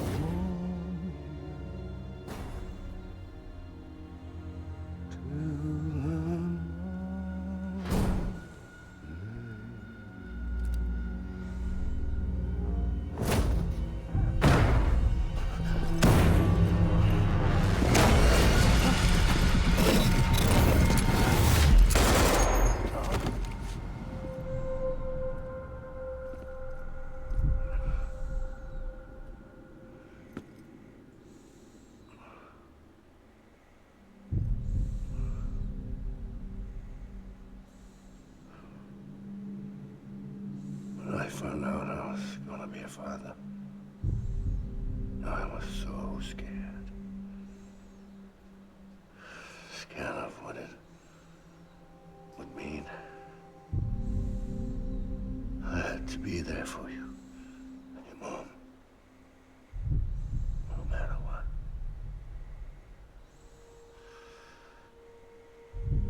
I couldn't just go off and get myself killed anymore. Couldn't leave you all alone. I couldn't. Get off of him! Now! I had it all wrong. All wrong.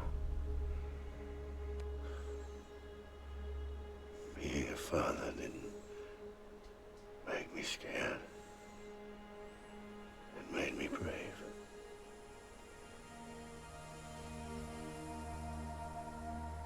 I'm sorry. Sorry it took me so long. Captain, look at you.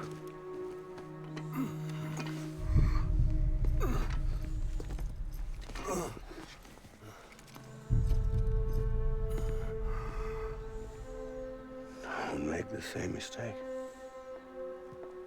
Be yourself. Be free. Oh my God.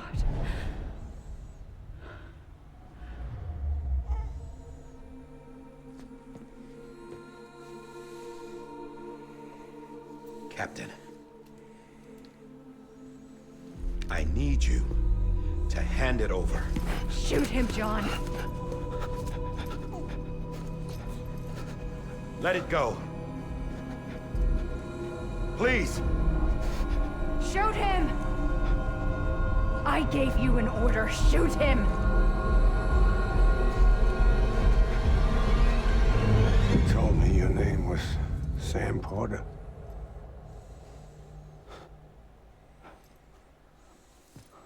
But you're Sam Bridges. My son.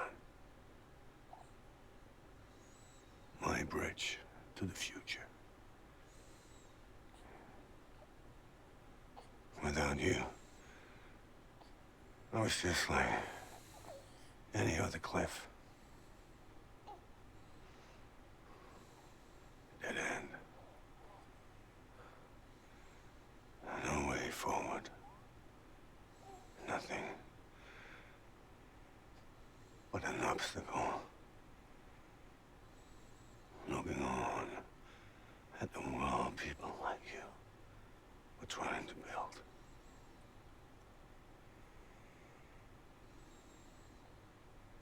Dividing people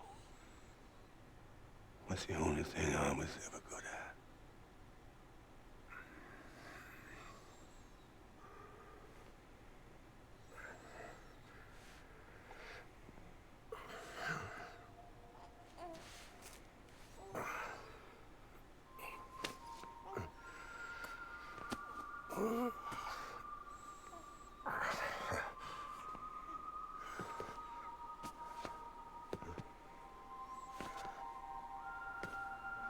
But not you, Sam.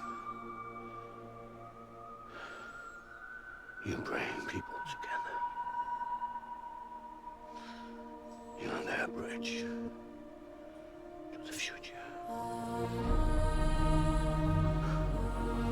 And mine. Come on, Sam. Stand up.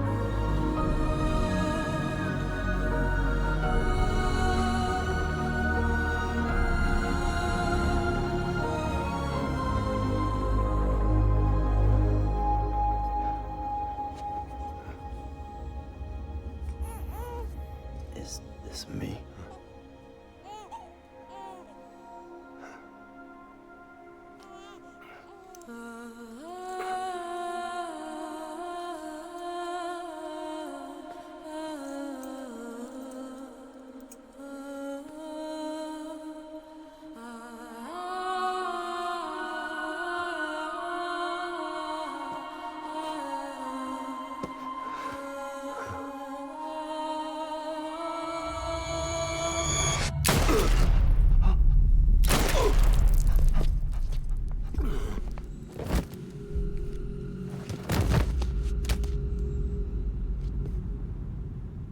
God.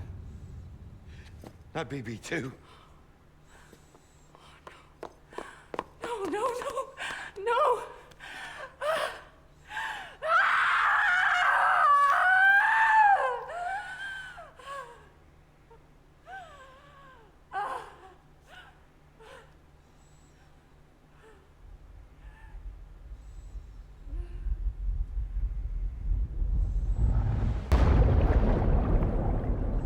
Yeah.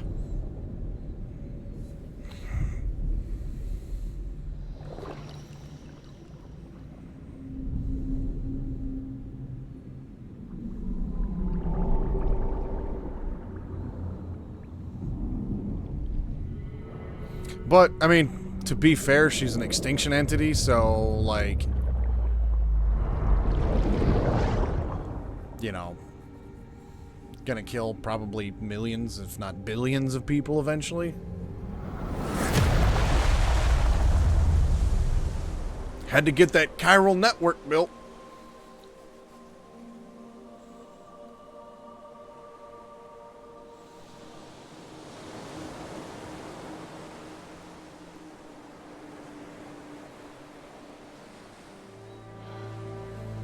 Sam. There you are.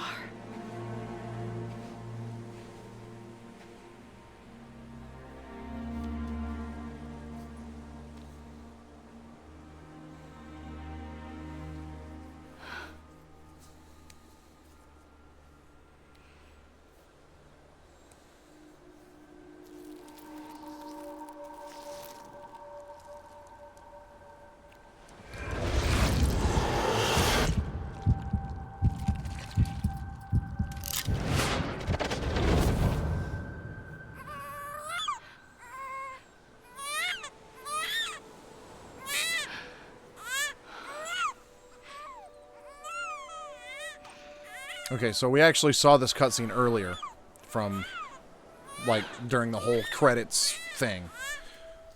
We saw this part from a slightly different perspective already.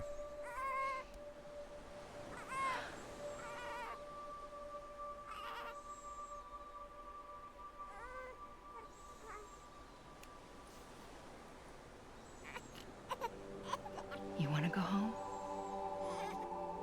Let's go home. It's okay.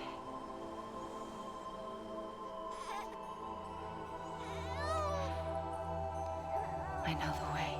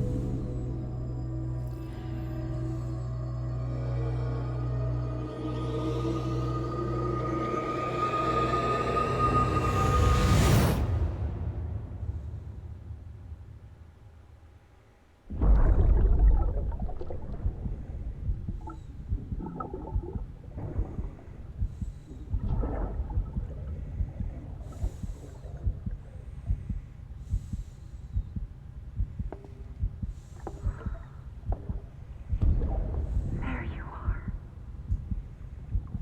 Welcome back. You understand his days as a BB are over, now that his connection to the other side has been severed. It was me who cut the cord. So yes. A deathless repatriate in the world of the living. Should we decommission it?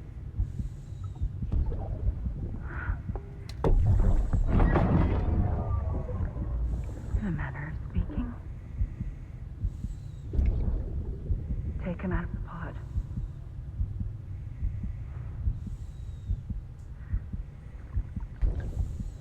I'll raise him as my own.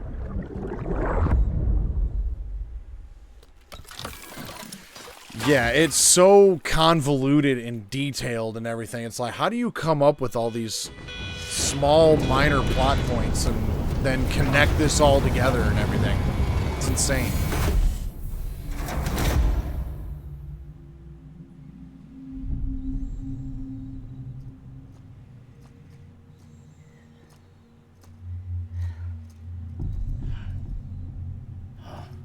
Come on, Lou. Wake up. Come on, Lou, wake up.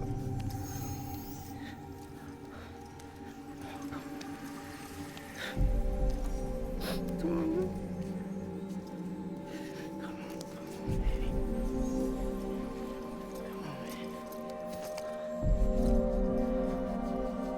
Come on, Lou, wake up.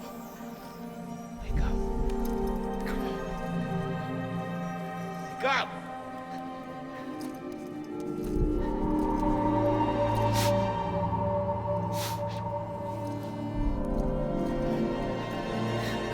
Wake up.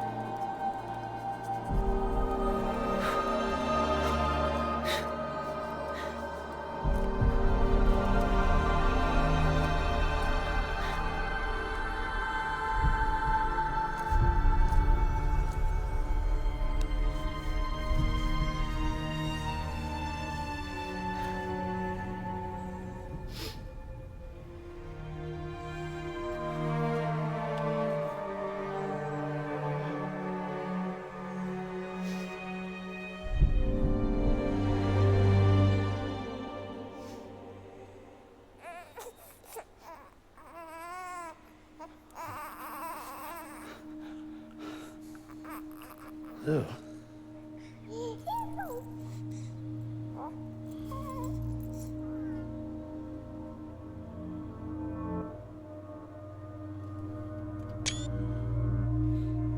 Had to snag that screenshot.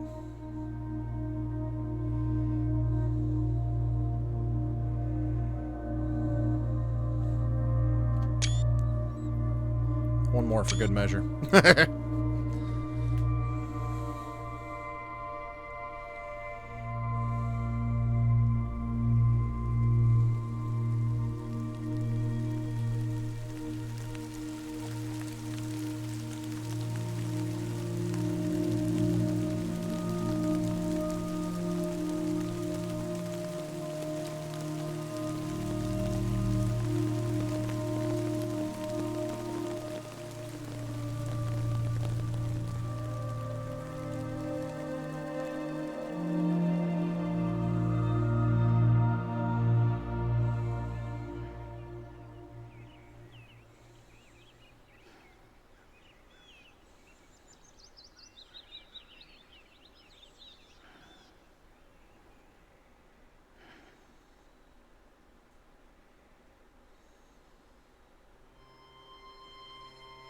Well, there we have it. I'm pretty sure that's the official end of this game now. So, yeah, we essentially just learned that Sam is Clifford's son. And so all of these, like, BB flashbacks that we've been getting throughout this entire game weren't BB's memories. They were Sam's memories. So that was a hell of a plot twist at the end of this game that I never saw coming. And it was like the one moment that I remembered vividly about this whole thing. And was waiting on. So I didn't remember the credits happening before this. So I remembered it a little out of sync, but so Sam was, I don't know about Sam was the BB. I don't know if maybe he was the original BB, but yeah, Clifford's son, the BB, is Sam. So, because like Deadman, he tells Sam when he connects to BB, like, oh, you're seeing flashes of BB's memories. Those were not flashes of BB's memories, not Lou's memories. Those were flashes of Sam's own memories this whole time. And it took everything in me to play it off as if those were actually Lou's memories. Like, because I knew from the very beginning those were all Sam's memories. I remembered that much. So yeah, that was a hell of a twist that I really appreciated at the end. There's still a lot of like finer details that don't make 100% sense to me, but it's one of them things I feel like if we sit here and analyze it till we're blue in the face, we still might not get there. So you got to just kind of take the bits you understand, piece them together, and go, I think I know what happened. Yeah, that's probably a part of it too. So then, yeah, Sam gets taken out of the pod, raised by Bridget, and all that. So, like, basically the entire events of this game and, like, a lot of the Death Stranding stuff and everything, I think started with Sam. Because, you know, Sam's a repatriate, so he could, you know, die and come back to life and travel back and forth to the beach and all that, whereas normal people, you know, they die, they go to the beach, and they just continue on. I mean, the beach is a small step in between life and death for normal people, but they can't go from the beach, you know, they can't go from life to the beach back to life. They go from the life to the beach, you know, to the afterlife, unless you know, get brought back to life, like in Hartman's case. But I think Sam may have been the first person to get sent to the beach, you know, and sent back. So Lisa met United States Special Forces Captain Clifford Unger on one of her birthdays. The two eventually fell in love, entered a common law marriage, and conceived a son. Following Cliff's return from service to be with his new family, the couple was involved in an accident that rendered Lisa brain dead and their unborn son's life at risk. So I'm sure there's probably a lot of this information, like in the interviews and stuff. You know, there's probably interview data that talk about Cliff and talk about Lisa and, you know, the original BB experiments, which it's not clear to me at this point whether, you know, Sam was like I mean, he couldn't have been the original BB, but that's kind of where the president kind of began, I think, her own research into the BBs. And so with the, you know, all of the interview data, the email data, you know, the cutscenes and everything that we've been given, you kind of have to take, now it's like a jigsaw puzzle in a way. You have to take data from over here and, you know, a bit of this cutscene from over here and a little bit from this conversation over here and kind of piece it all together. It's a very convoluted and difficult story to piece together, but essentially, yeah, Bridget was responsible for Sam being a repatriate and all that stuff.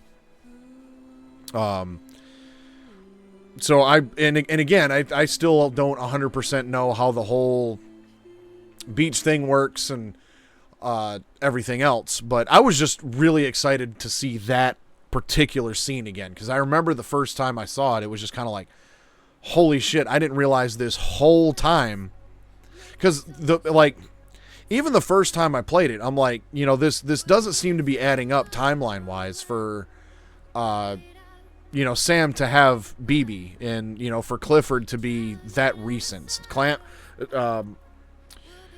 Clifford seemed several years before the events of the game, so there was still a little bit that didn't make sense there. And then when I find out that Sam is actually Clifford's son, you know, and then you find out that the president, Bridget, was responsible for killing Cliff and killing Sam and then bringing Sam back to life. That's a pretty roundabout way to tell the story. A very difficult way to tell the story, but an interesting twist at the very end, none the least. And then we see Sam take Lou out of his pod. So that was an interesting development as well. I didn't see that coming either. So after these credits go through, I'm always paranoid about skipping credits because I don't want to miss something like at the end of the credits, or I don't know if these are even skippable. But now I'm going to head back to that, as soon as this is over with, I'll head back to that abandoned factory. And timeline-wise, at least for the day, this is, you know, turning out to work out pretty good. So, yeah, that's got one little thing to wrap up here in just a few minutes, but that's been the Death Stranding experience. It's one of them games for me where it's like, you know, I might go back and play it again because in the director's cut there was a ruined factory. If you go back to which there's I think 3 parts of it. And I want to say it was I went through the first 2 parts. And I want to say it was part 5.4 is when I went through it. If you go back onto my YouTube, just YouTube Swab Beardson, and because there was a time period where, because I did part 5 and then I wanted to kind of deviate from the story and play and actually build some of the roads and actually do some of the grind and everything like that. So 5.1, 5.2, and 5.3 was all like building the road from Lake Knot City to South Knot City. And then part 5.4, I actually go back to the eastern region and start building a zipline network through the eastern region.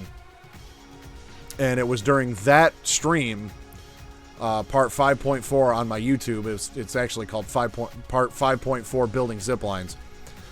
In that eastern region, while I built up a zipline in that region, I did the first 2 parts. So the first part, they tell you to go to this, you know, abandoned factory, and you go there, you get something from like a mule post box, you bring it back, and then the second part, you actually go in the abandoned factory. And Grimm actually pointed out,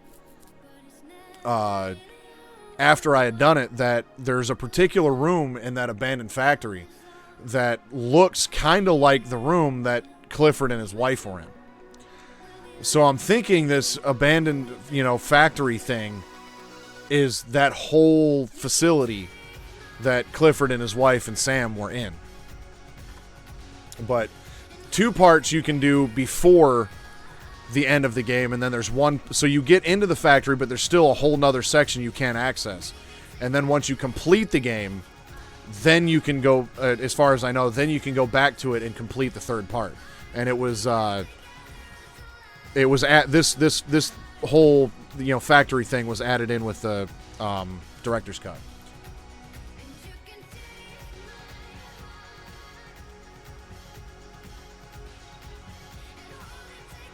Yeah, it's a very it's definitely not a linear story. And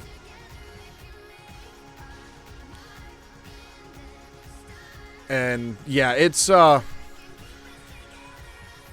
very complicated story. The storytelling is just it's different, and again, like I've said before, early in the early bit of the game I think intentionally misleads you or doesn't give you information. Like Higgs first brings up that Amelie is an extinction entity when you're in Port Knot City, and he shows up there. So they just throw terminology in your face and do not explain it for several hours, if at all. They just throw information at you, and you have to kind of just piece it together. And yeah, it is classic Kojima storytelling. And okay, I'm gonna shut up for a second.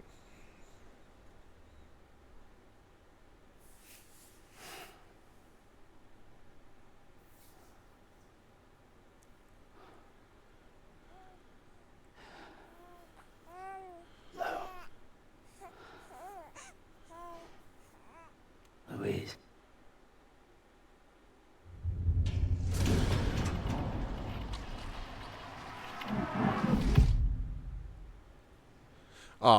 But yeah, it's like I got into this debate with a guy at work about Starfield. And I was like, I went into Starfield expecting a Bethesda RPG, and that's exactly what I got. Bethesda RPGs just have that familiarity to them. If you played one Bethesda RPG, most of the Bethesda RPGs have a very similar feel to them. You know, they kind of have a formula. I mean, I haven't played every Kojima game out there. I mean, I played obviously all the Metal Gear games, and then now this one. I'd never played like Zone of the Enders or any of the other games he worked on, but just going off of the way that the Metal Gear storyline plays out after a while, I think I even said this in my first stream. Death Stranding was Hideo Kojima unfiltered. So, excited for Indiana Jones. I don't know anything about Indiana Jones. Is there a new Indiana Jones game coming out? Because I don't think I've ever even actually sat through an entire Indiana Jones movie. Overall Porter grade. Here we go. Here's my final game stats. So 24 tumbles taken, 1 pieces of footwear worn out. That's usually because I... oh, that's right. I heard something about a Bethesda Indiana Jones game. So I've only worn out 1 piece of footwear, but that's because I always usually recycled them before they got completely wore out. Total water ingested, 19,000 milliliters. Blood transfused into Sam, 21,000 milliliters. Total cryptobiotes ingested, 19. Total rest time, 29 hours. Or is that 29 minutes and 45 seconds? I'm not 100% sure. Because I really don't... Well... I know when you rest, time goes forward a certain amount. So I suppose that might be 29 hours for Sam. Total items fabricated, 34 out of 108. Total number of structures built, 110. Road sections restored, 45. Total distance traveled, 837 kilometers. I wonder how long 837 kilometers actually is. It's a lot. Like, how far would that get you? Total play time, 79 hours, 57 minutes, and 45 seconds. 339 orders completed, 75 were for Sam, 229 were standard orders, 35 were bots. 0 supply requests, because I wasn't connected online for the majority of this playthrough. Pieces of lost cargo picked up, 505. That pieces of lost cargo delivered at 106. Okay, the 505 that's materials and everything, more than likely. Lost cargo delivered, 106. Delivery completed with an evaluation of awesome or higher, 141. Completed with an evaluation of legend or higher, 141. So apparently every premium delivery I did was awesome or higher. Legend of legend and legend of legend of legends were 0. Total pieces of cargo delivered, 1,281. Total weight cargo delivered, 26.24 tons of materials. That's insane. That is a lot of materials. All right. Connections made during delivery. BB soothed 13 times, 1,079 likes from BB. 5-star connection level with BB. Yeah, I kind of figured that. Bridges contracts made, 36. UCA members recruited, 34. 3 stars or higher, 30. 4 stars or higher, 25. Max level connections, 23. Connections made with other players, 51. Received 213,169 likes from NPCs and 119 from other players.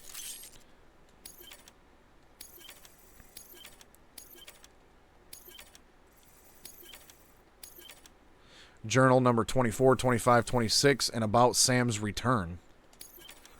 Memories of Cliff and change color scheme features have been added to my private room. I love BB. So there's the official end of the story. Tomorrow is in your hands, episode 15. 2 weeks earlier.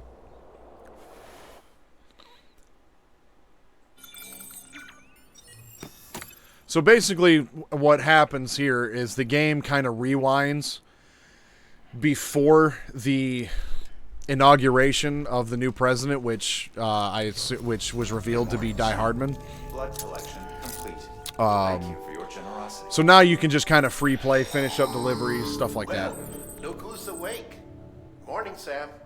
You'll be happy to hear your vitals have stabilized, and that you're well on your way to recovery. Not that it's your fault, but what I wouldn't give to trade places. We're all stuck in the president's office, working like dogs to get everything ready in time for the inauguration. But at least one of us is still free as a bird. You should head out. Make the most of it. Could even do some orders if you wanted. Might do you good to get back in the game. You may recall it was raining buckets back when you left for Amelie's Beach. We took a real beating at the time, but we've done our best to service the structures and vehicles in the area. So you know, any cargo that was stored in your private locker at a damaged facility should have been transferred to your private locker here at this distro center. Anyway, busy or not, we'll still be on the end of the line if you need us. Really? And if you I want did not some know alone that. time, we should be able to manage for now. Just make sure you're back in time for the big day, all right? See you then. Hey, Sam. You sure you don't have any unfinished business? Sam, I know you've been to hell and back and earned a break, but I've got a high priority request. Head to the distro center west of Capitol Knot. You can review the details. So there's the final bit of that. So one thing that's kind of cool is it said memories of or like something about Clifford was something about Clifford was added in the private room. I'd like to find that. But one thing that's kind of neat now though is you can finally change the color of your suit once you beat the game. So it can be the blue, orange, red, black, ivory, white, brown, purple, violet, yellow, red, gray, green, blue, pink, silver, or gold. I think we're going to go with black.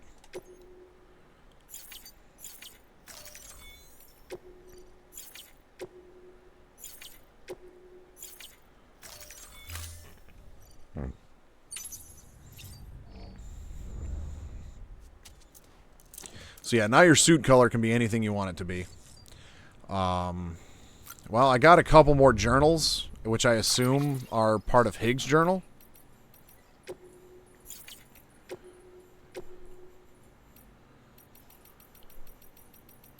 So, yeah, 24. My first memory is of looking up at the ceiling of our shelter as a baby, bawling my eyes out. All of a sudden, the hand of God comes into view, blotting out the steel sky. Daddy lifts me up, not gentle but not hard, shouts some stuff, but it's all gibberish I can't make heads or tails of. He ain't my real daddy, though. That one died before I was born, and Mama soon after. Of disease or something, I don't know. Her brother took me in, whisked me away from that shelter reeking of piss and death, and brought me here. Daddy number 2. He never really took to it. He was an ugly, violent man full of anger with nowhere to go. Tried to love me in his own way, but I don't know if he ever had it in him. Daddy told me our shelter was our world, and I believed him. I grew up thinking no one but us two existed. Then when I got a little older, I started asking questions. Simple questions about where the food came from, that kind of thing. Got smacked upside the head for my troubles. But try as he might, he couldn't beat the curiosity out of me. One day I peeked at his monitor. It was the first glimpse I'd ever caught of the outside world. I pestered Daddy about it, and you bet I caught the holy hell for it. But I wore him down, and eventually he came clean and admitted there was a whole world out there, soaked to the bone by timefall and overrun by demons that had eaten me up. It occurred to me later that his fear-mongering probably got my mama killed, filling her head with his hysterics about the dead walking the earth, the only safe haven being 6 feet under. My mama entrusted me to her brother, so he had no choice but to raise me the best he could. Say what you will about the man, but he had himself a sense of obligation. He might have harbored a measure of affection for me, but whatever was in his heart expressed with his hands. He expressed with his hands, his fists. Any hopes and dreams he might have had for me, for us, fell by the wayside pretty quick. We slipped into a daily routine of warnings to stay the fuck inside, bookended by beatings to drive the point home. I think sometimes he sincerely believed that that was the only way to protect me, but I wasn't about to go on living like that. Can't cage a young boy's spirit. If I'd stayed, I'd have died, body and soul. I had to get out, start hoarding supplies in secret, but he caught on. That was the beginning of the worst beating yet. He was grabbing anything and everything from within reach that could be used as a weapon, tearing our shelter apart, smashing furniture, all the while wailing like a wounded animal, tears streaming down his face. He pinned me down, tears and spit flying in my face as he blubbered on about me not understanding his pain, his fucking pain. His hands around my neck, darkness creeping in from the corners, his fucking pain, his fucking pain. The kitchen knife in my hands, in his neck, his hands, his fucking hands. They grow weak, and he just deflates like a balloon all over me. I roll him off, and I look into his glassy eyes filled with his fucking pain and our steel sky. I didn't know how to feel after I spent the night next to him, my mind a blank canvas, in the back of it a nagging voice saying I had to dispose of it. Daddy hadn't told me much, but he had told me how bodies would go necro, pop BTs and all that. Made for a good bedtime story. So I knew what would happen if I let him lie. Death had come into our home and turn it into a crater. His stink was starting to fill up the room. I had to deal with him, had to get him out, get him as far away as possible. So I got my arms under his and dragged him out into a new world with a new sky. Bigger, emptier, bare rock dotted the bushes all around, mountains, fucking mountains off in the distance, chiral clouds hugging their peaks. My knees started getting wobbly and the world began to spin, but I knew the clock was ticking. Eyes down, got to deal with Daddy. I'd been moving at a steady clip when I saw it, Corallium coming off of Daddy, little motes of shivering light. I was out of time. I laid him in the dirt, but before I let go, I had a vision. My hands, still resting on his body, disappeared, vaporized into a fine mist. Poof. And then I felt another presence, a BT, coming slow but sure, like it had been walking since the beginning of time. Daddy's keeper. That was the first one I sensed, but it wasn't the last. For a long while after, I remained awakened to their presence, a sixth sense, Daddy's parting gift to me. Over time, it'd fade, but I knew how I got it, and I knew how to get it back. All I needed was another body, and I got real good at making them. Death for life, theirs for mine, a fair exchange. So Amelie, the sixth extinction, the 6 candles for Sam. Could he be the 6th extinction entity? I mean, that'd be an interesting twist, for sure.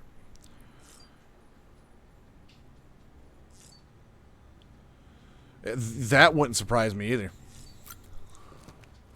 I could see there being some other connection to Sam and Higgs, for sure. Oh, okay. Memories. Okay, so here's the nightmare battles.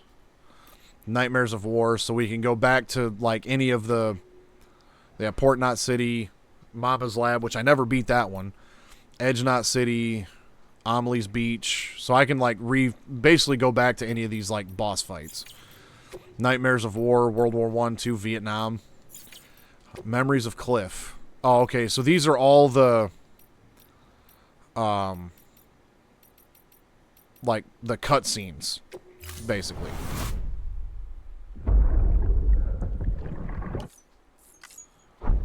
And I'm assuming these last two... Well, it looked like they were new. This child's special. One of a kind. A baby candidate. Either that, or... A sacrifice. I feel like we saw this one already.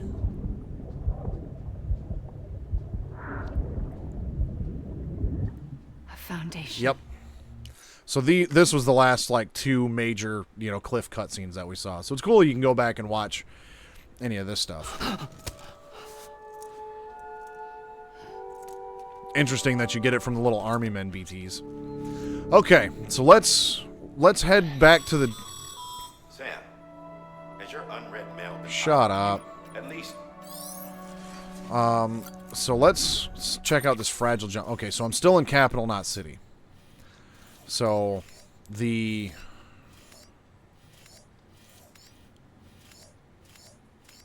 my zip line still up? I think my zip lines are back. No. Maybe. Yeah, I'm pretty sure all my zip lines are back. That's dope.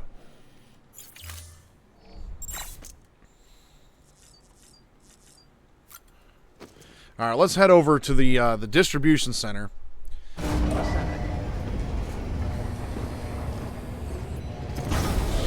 And pick up our order. Beginning scan. Scanning bridges ID. Now, Verifying ID. Clear. All weapons will... Before I go, let me go ahead and fabricate a gun. I got the Higgs version. So, yeah, I'll take this non-lethal assault rifle because there might be mules. There was mules in that area the first time I went there. So, we'll take that. I remember where it's at. It's over by Luden's Fan. It's let's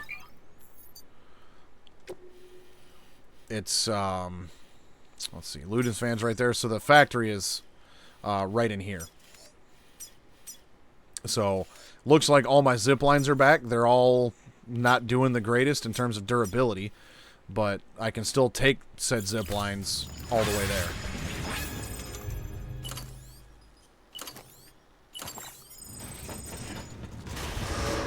Beginning scan.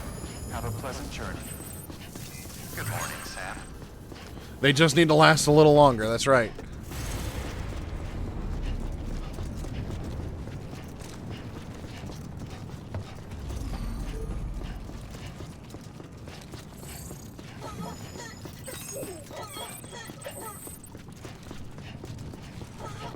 But since we rewound 2 weeks, we got BB back, so Lou's hanging out with us.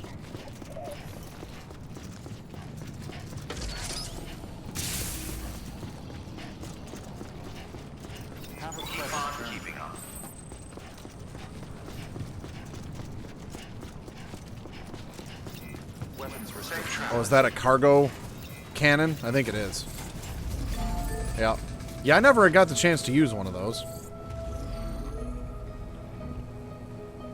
But I will say, though, I mean, I haven't played online in a while. Or very much, I should say. But to be honest with you, I'm not really a huge fan of the experience. I mean, it's like... Well, let's see. If I go here into the settings to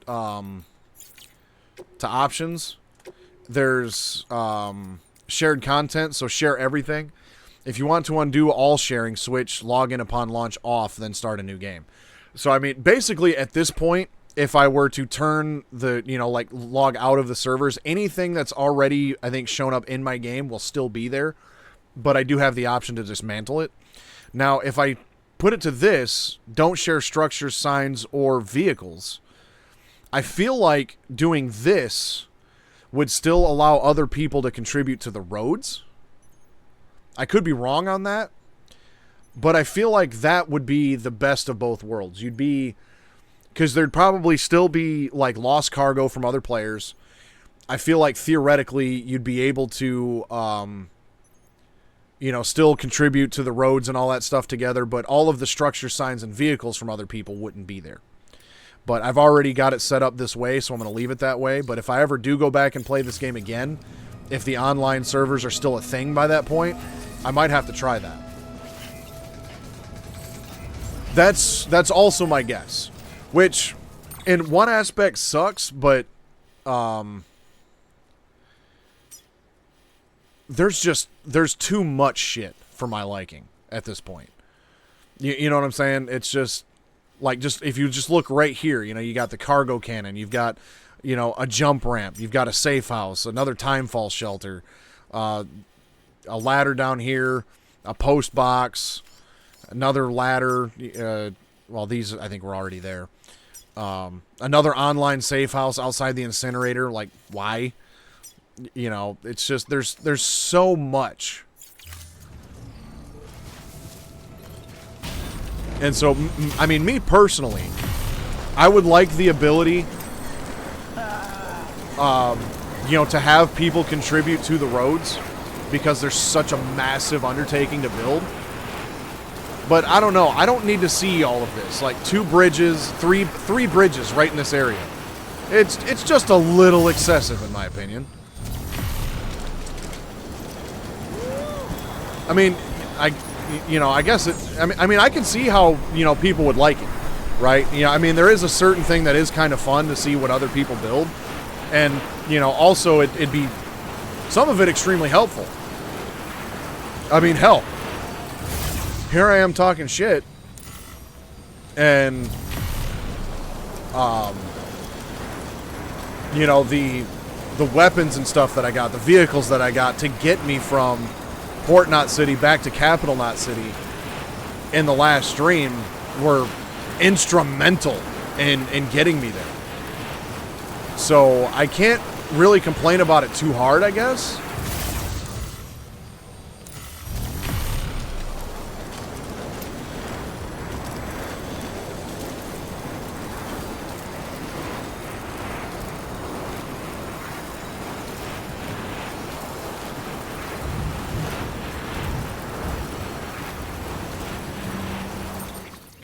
Yep, I got one more zip line.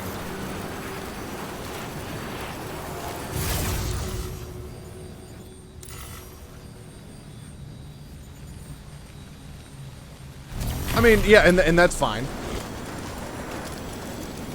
Everybody has their own preference, and they're, you know, more than welcome to that preference. Kenny lost his ceramics.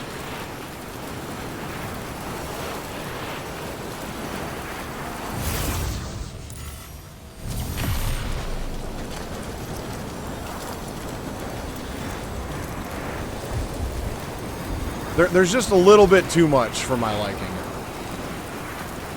Like, if I could see maybe half of this stuff, I feel like that would be a fine balance.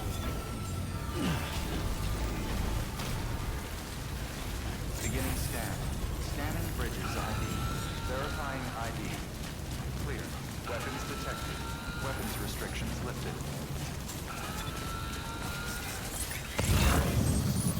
Oh, I have to go to the distribution center. I gotta take the order first. Scanning bridges ID. Forgot about that. Verifying ID. Clear. Weapons detected.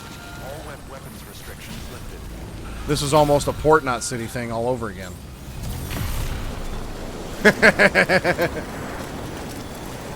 Yeah, I feel like Death Stranding 2 could be a really fun experience day one. I feel like all of this could have been a really fun experience day one.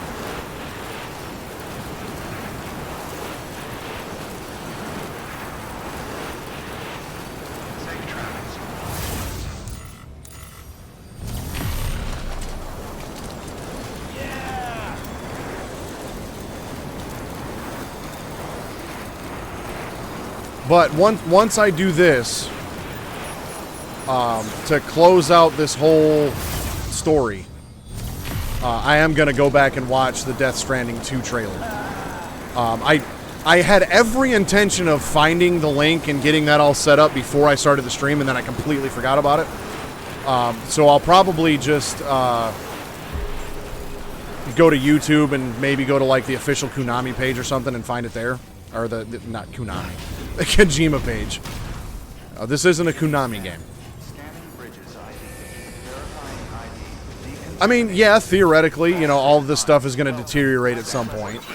But, I mean, that's kind of why I kind of wanted to play the game offline, because, you know, then it's only my stuff to worry about. And, you know, the online connectivity, when it's not there anymore, isn't going to affect me any. But you could also argue that you know, not playing online, you are missing out on, you know, a little bit of an experience at the same time. So, I mean, it's fine. You know, you can go both ways with it.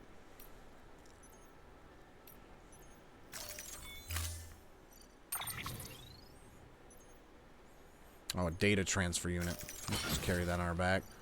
Non-lethal assault rifle level 2. I don't really need that, but you know what? I'll take it anyways.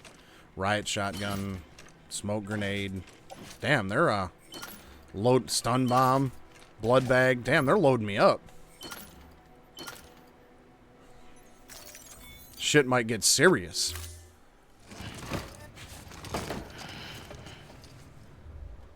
Order assigned. Beginning scan. Have a pleasant journey. Rest is advised. Well, there's my first original bridge. That thing's looking pretty rough.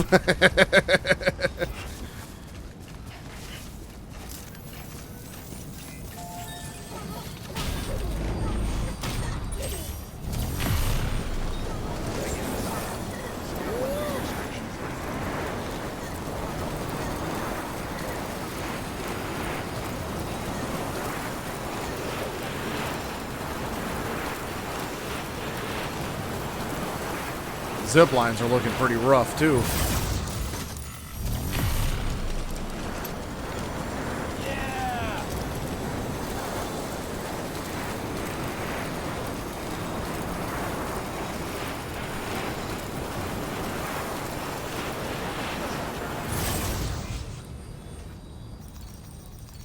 Send them likes.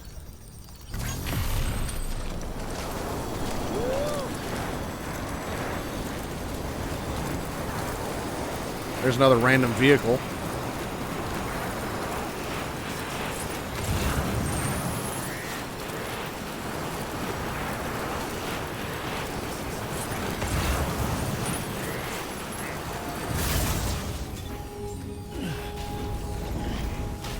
Beginning scan. Scanning bridges ID. Verifying ID. Clear. Weapons detect weapons restrictions lifted. Golden rubber rounds. What's the difference between the loaded with chiralium-coated golden rubber rounds that are more effective against BTs? They will consume stored chiral crystals when fired. Well, I'm not worried about those. I want to hang on to my chiral crystals. I can take these mules out with regular rubber bullets.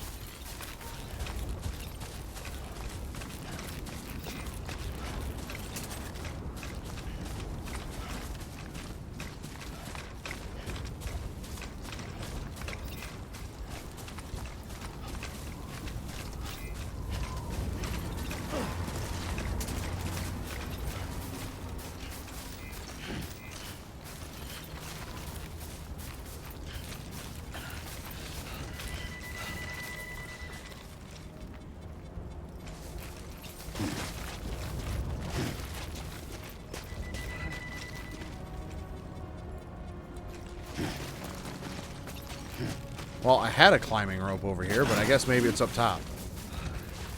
Well, I guess we'll go around.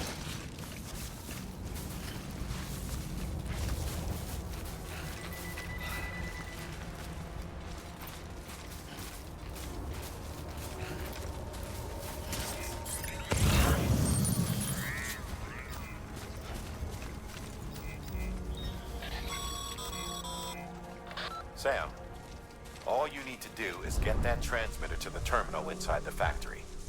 Submit it for processing, and the unit will attach itself automatically, enabling remote access.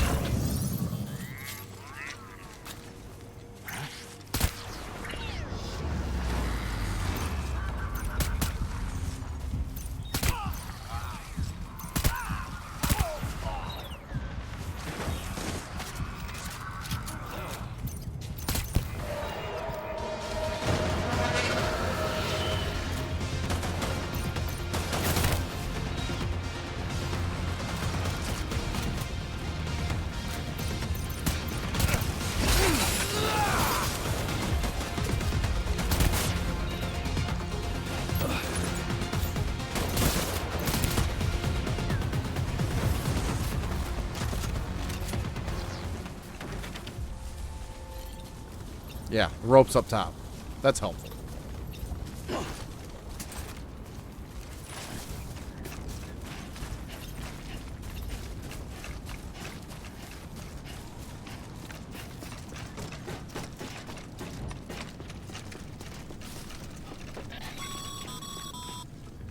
Sam, we've cracked the latest door security codes.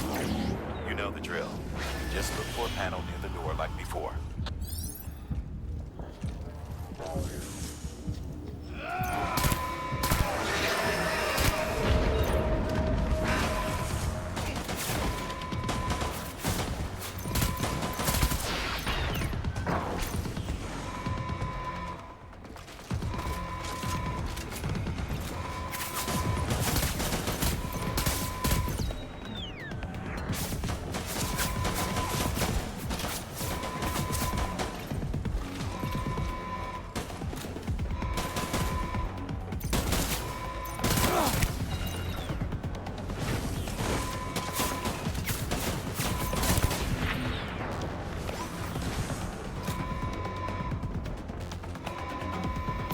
Yeah, I'm pretty sure this facility here is definitely the same facility.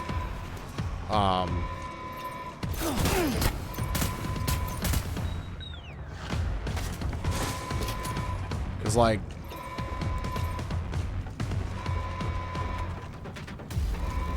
if that ain't the same room, it looks real well, no, it's not the same room, because I don't think the room that they were in had this window back here, so I don't think it's... I mean, I'd have to really go back and study that room. But And I don't think there was another door over here either. So this was probably... Maybe this is where Lou came from? Possibly? But I don't think this is the room from the flashbacks. It's definitely similar to it, though. So, alright, let's see what this is all about.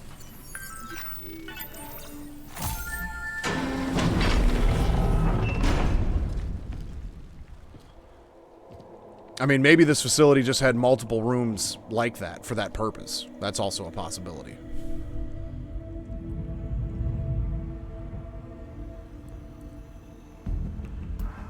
What the fuck?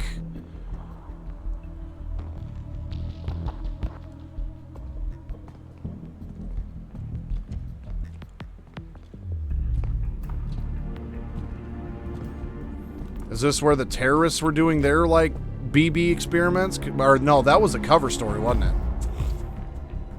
it? The terrorists being the ones to bring back BB technology. I think that was just a cover story. Yeah, it definitely looks like Metal Gear time now, doesn't it?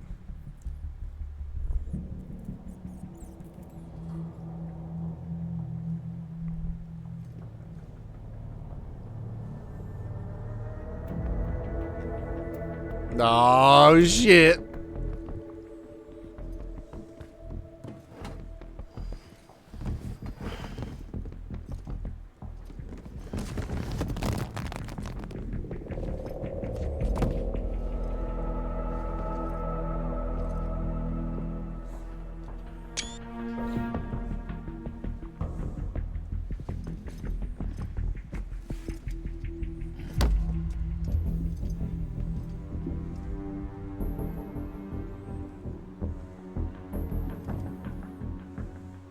I don't think I ever watched the trailer for the director's cut.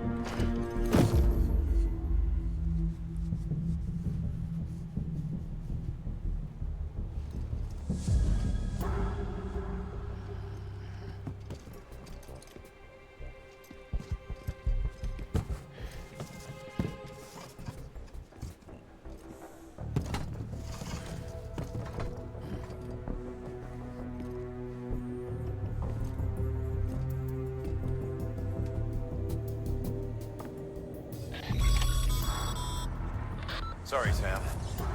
Looks like you triggered an emergency lockdown. Only way to lift it is to neutralize all the hostiles in that room. I don't need to remind you, but killing is a last resort. Oh, so can I not actually use the box? Is that not a thing?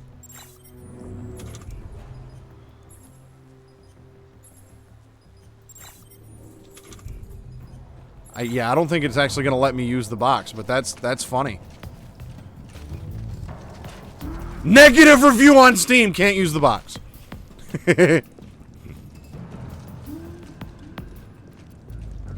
Can't crawl in the vents. Yeah, because there was the rat in the vent. So yeah, there was definitely some Metal Gear homage in there. I can appreciate that. Well, I see why they gave me the stun bomb.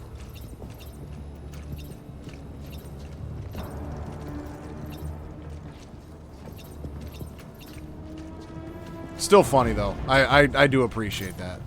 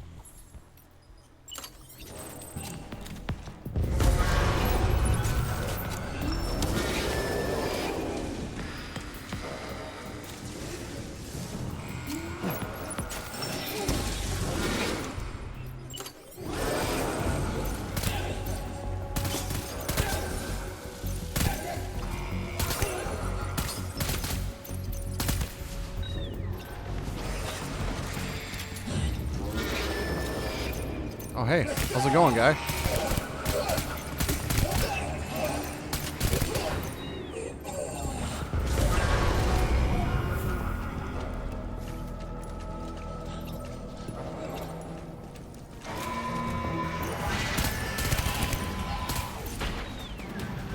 Dude, Sam having stealth camo would be dope.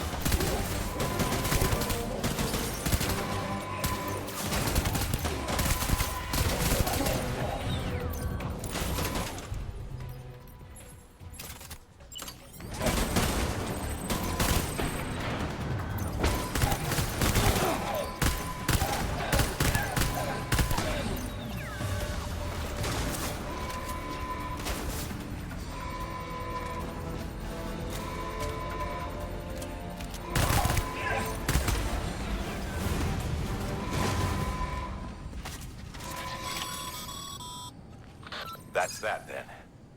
I'm not seeing any other active hostiles in your vicinity. Get out of there and resume your search for the terminal. We need to establish remote access. But, yeah, these all look like still mother pods. That's got to be what this is. It's a whole facility for this type of shit.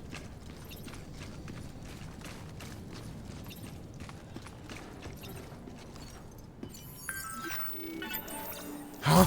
What was that noise?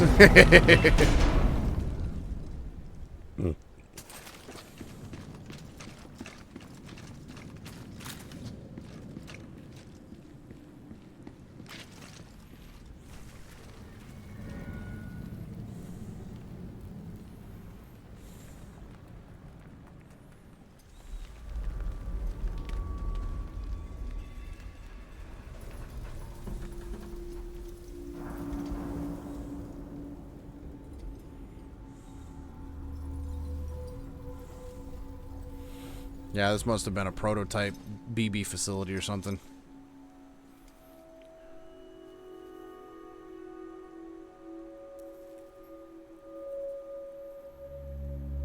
Is that fragile? Certainly who that looked like. Sam, the terminal's in that room, isn't it? Submit the transmitter for processing.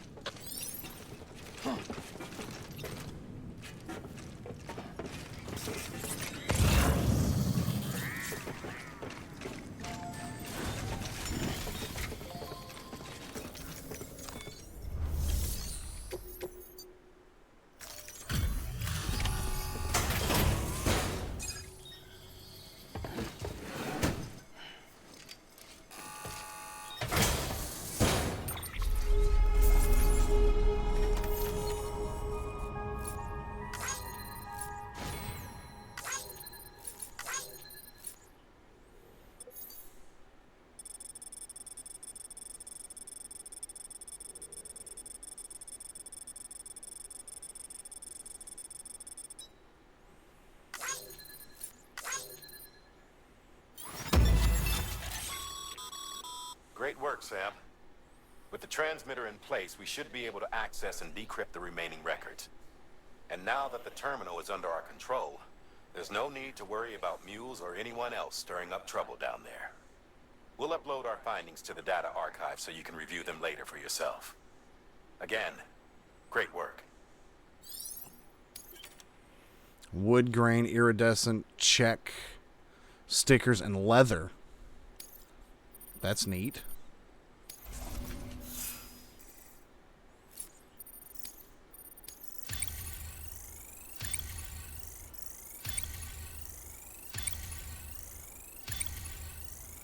Look at that bridge link go.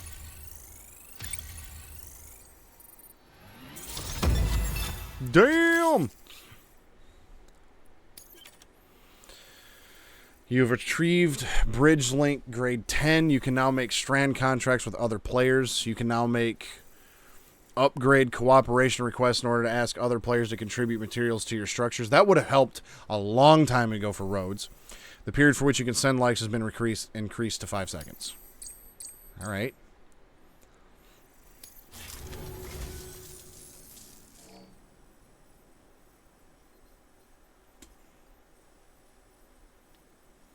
putting this on record in case you don't make it back in time.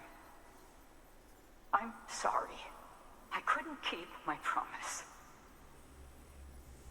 Remember when we took this facility? Hell bent on stopping Bridges from making any more sacrificial lambs. I thought I could save the BBs, I really did. But there's no stealing back a stolen life, is there? They were born into this world. They were a part of it, same as you and me. They deserved a second chance. But in the end, I could only give that to one baby girl, and even she didn't last long. Another child on my conscience. Along with all the other BBs they tricked us into carrying. All in service to a new America. So many crimes. And we were complicit. Turns out, the whole thing was the vice president's idea. Bridget knew nothing about it. Stumbled on that little revelation after you left. Just goes to show, you can never be sure who the real enemy is. Anyway, on my last legs, in case you can't tell. Cancer, terminal. If you come too late... That's what I'm guessing. ...to see me off, don't go carving me a headstone. Take it out on the bastards who built this place.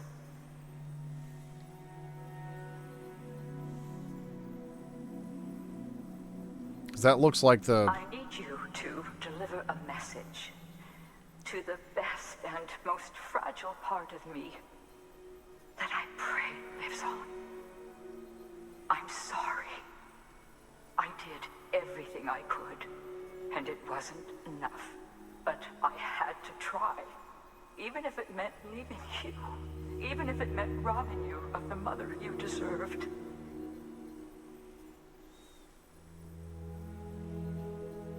Don't suppose you're wearing the other Masanga now, are you? I think of you every day. If nothing else, I hope you believe that. I never stopped loving you. And I never will.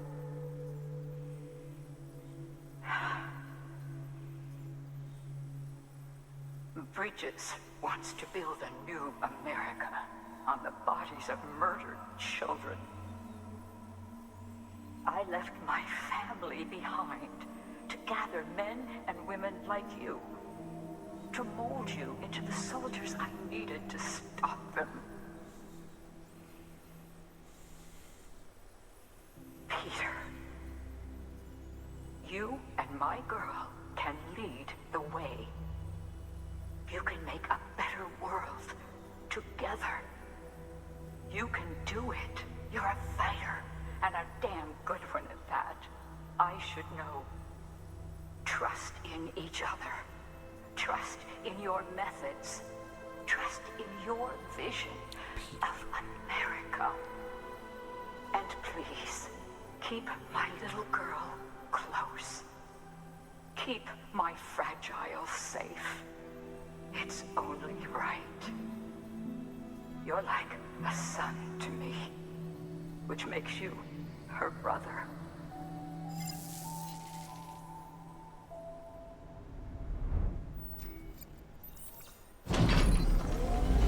Okay.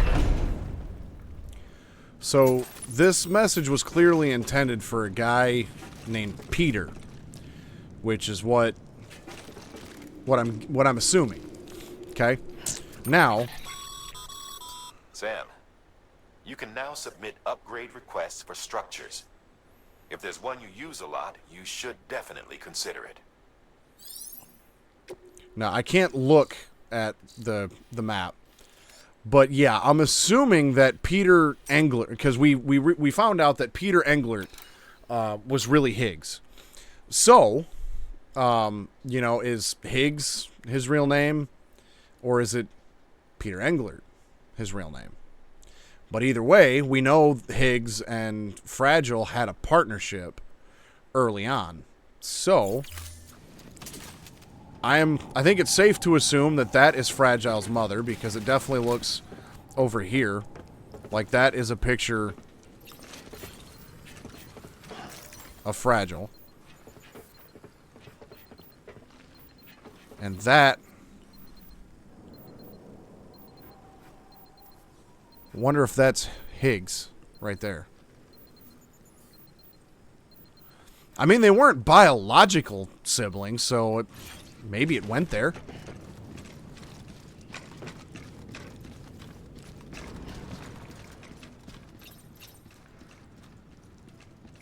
Alright, so...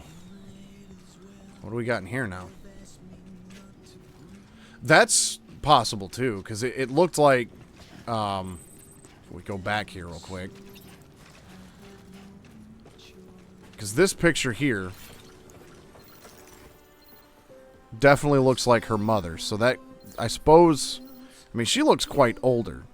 But that also doesn't really look like Higgs. Either. Well, it kind of does. Well, I'd say it's a safe assumption it's either Higgs or her father. One of the two.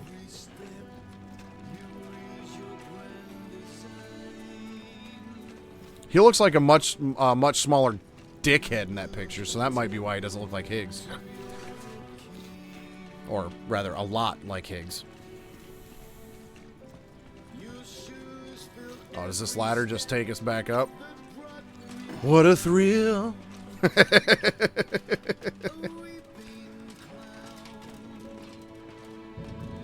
Kojima and his fucking ladders, man.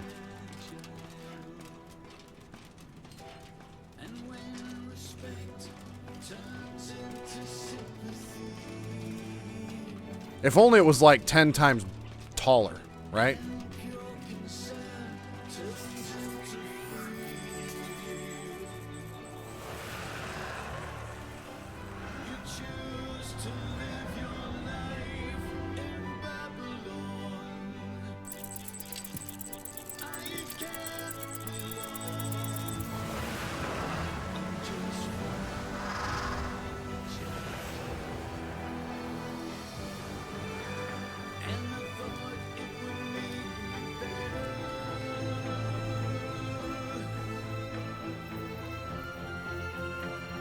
Really?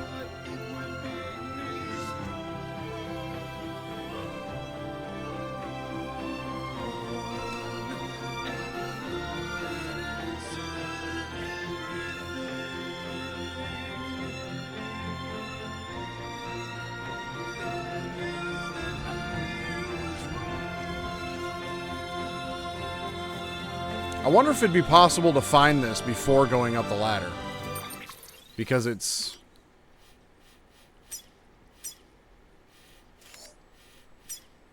I'm willing to bet you could probably stumble upon this. But that's sad as shit.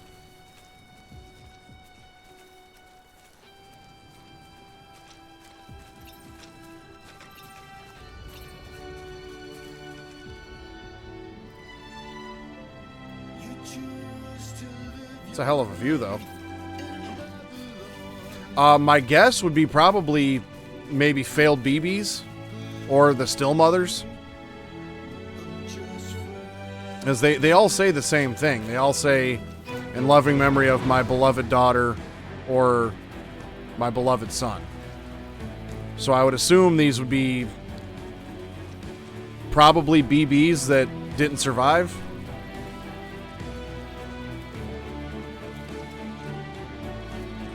Or the still mothers that didn't, that they didn't need anymore. Because, I mean, that factory was full of both BB pods there at the end and still mother pods.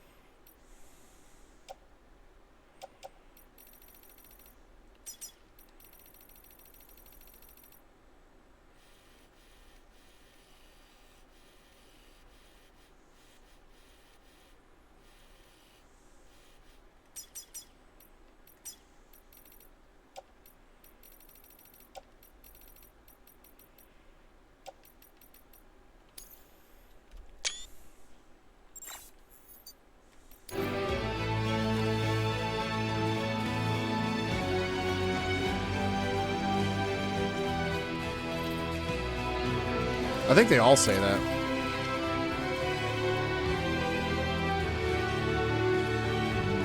Yeah.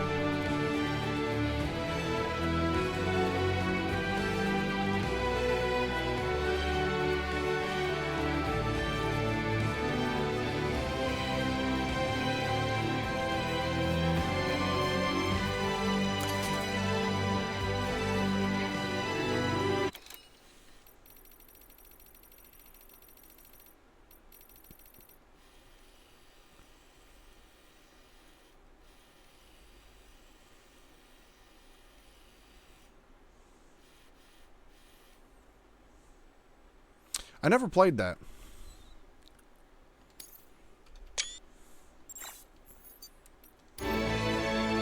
Well, alright, that is Death Stranding.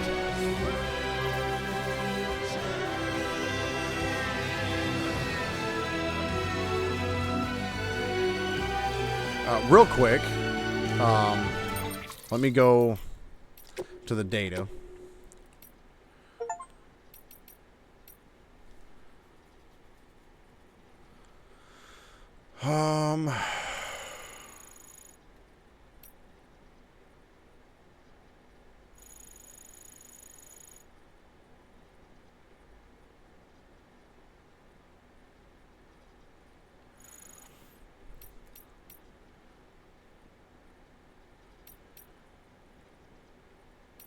Okay, so I think it was all of these, or there was a couple of these that I had gotten. So let me read through these real quick.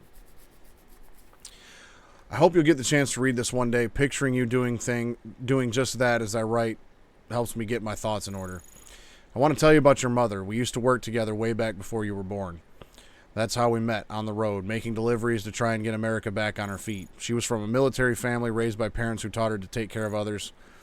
Come what may, who gave her the tools to do the job right and proper. And sure enough, she was as tough as they come and brilliant to boot. Knew all there was to know about guns, medicine, you name it. But more than that, what drew me to her was compassion, a burning desire to help those in need. Your mother, she believed this country was once a beacon of hope and freedom, and that it was her responsibility to help bring folks back together. Hearing her talk like that, I couldn't help but fall hard. I would have given anything, done anything to make her dream a reality. Before I knew it, she'd become my beacon, a promise of what could be. And you're that promise fulfilled, proof of what's possible, child of my American dream. Not too long after you were born, our crew was working with bridges, carting stuff all over to try and help folks get America up and running again. We lost more than a few to BTs, but we stayed the course, never gave up hope. We'd bought into Bridges' whole song and dance about reconstruction, see? Nothing but bullshit and lies in service to a false vision. And the cargo they had us carry without our knowledge. They built this facility, said it would help America reconnect with its future or some such. But you know what they actually did here? Sacrificed unborn children. And we were the ones who brought them their little lambs. When we got wise and tried to refuse, they threatened us. Don't care what happens to your baby girl? Yeah. They thought they had us dead to rights. But your mom's not the type to take that kind of thing lying down. I told you that she left us, abandoned us. Truth is, that's what she told me.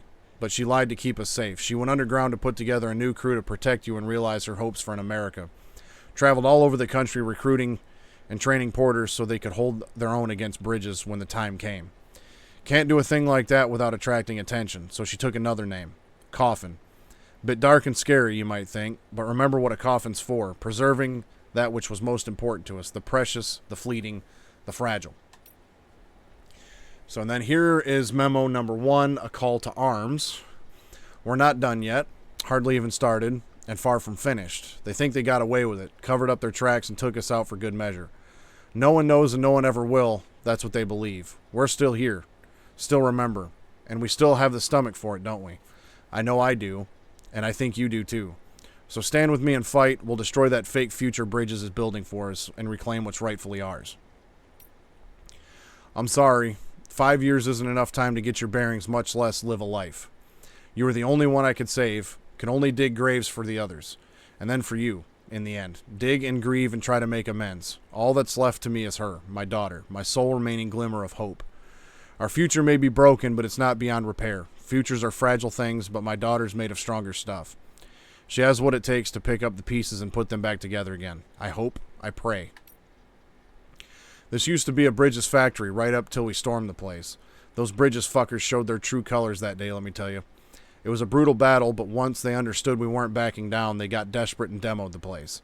So many died. Researchers, guards, babies, their own people. And Bridges covered it up. Sealed off the whole area. But a few of us survived.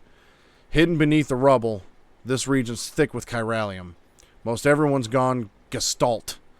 Same thing will happen to me before long. I always love you. We may never see each other again. But I know in my heart you turned out strong. You and your friends, you're going to rebuild America. I have faith. So what this all basically lays out to me, and they're still, like, look at all this.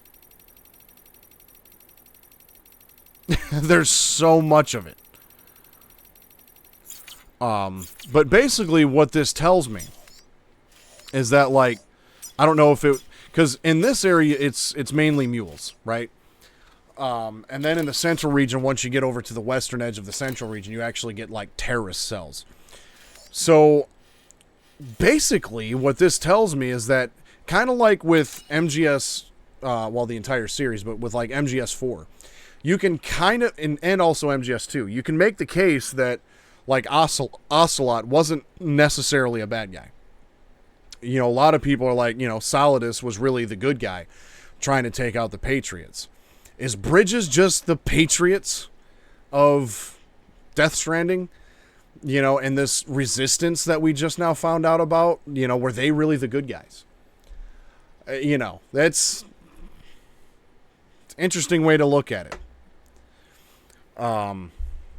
You know, because this whole time it's like, yeah, we got to rebuild America. We got to do all this and do all that. But then at the very end, you learn the true cost of doing all of that.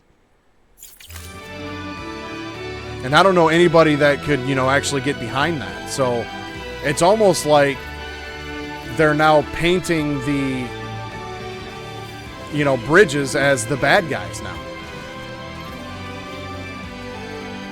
You know, and Bridget obviously being an extinction entity, and, you know, the chiral network connecting everybody's beaches, and that kind of being her endgame, you know, by doing all this. It's like, yeah, it's turning out to not be a very good story. It's not looking good for Bridges and what they've done and what they've built.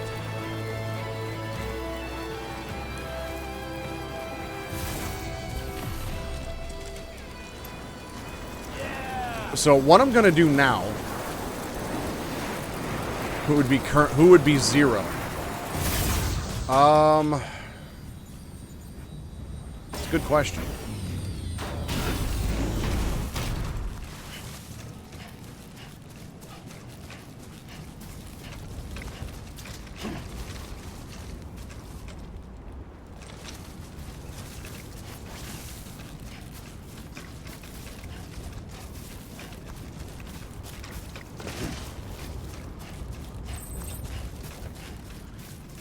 I'm going to take Sam back to Capital Knot City real quick. Because, like, ever since I went back and loaded up my my Skyrim save on my PS3 and realized that I just left this poor guy abandoned in Whiterun for, like, 10 years.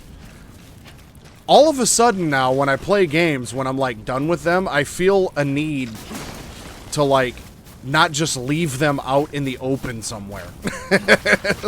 Like, if I never get back to this game, I don't want to just leave Sam in the middle of a graveyard. So I'm going to take Sam back to Capital Knot City, and he can retire comfortably in his room.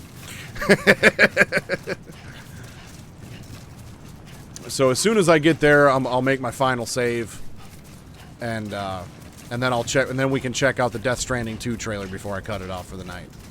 I will take this opportunity now. Put Sam in the garage.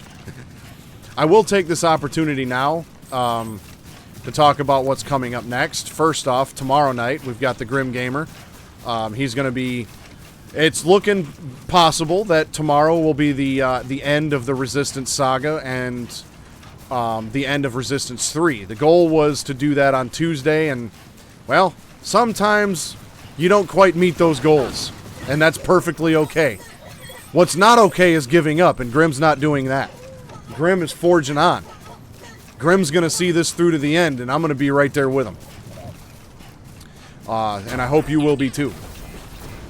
And then Sunday, the initial plan up until a couple days ago was going to be to play Ocarina of Time, the unofficial PC port that was released, I believe about a year or two ago. Was the plan. Had every intention of doing that. And then yesterday happened, or Monday happened. So I'm going to push Ocarina of Time back another week. Because a guy that I work with, we were just talking about older games. And I was just like, and we were talking about like remakes and all that kind of stuff. And the GoldenEye, the 007 GoldenEye remake, because 007 GoldenEye is such an important part of both mine and Grimm's childhoods. I can't think of too many other games that we had more fun with than GoldenEye back then.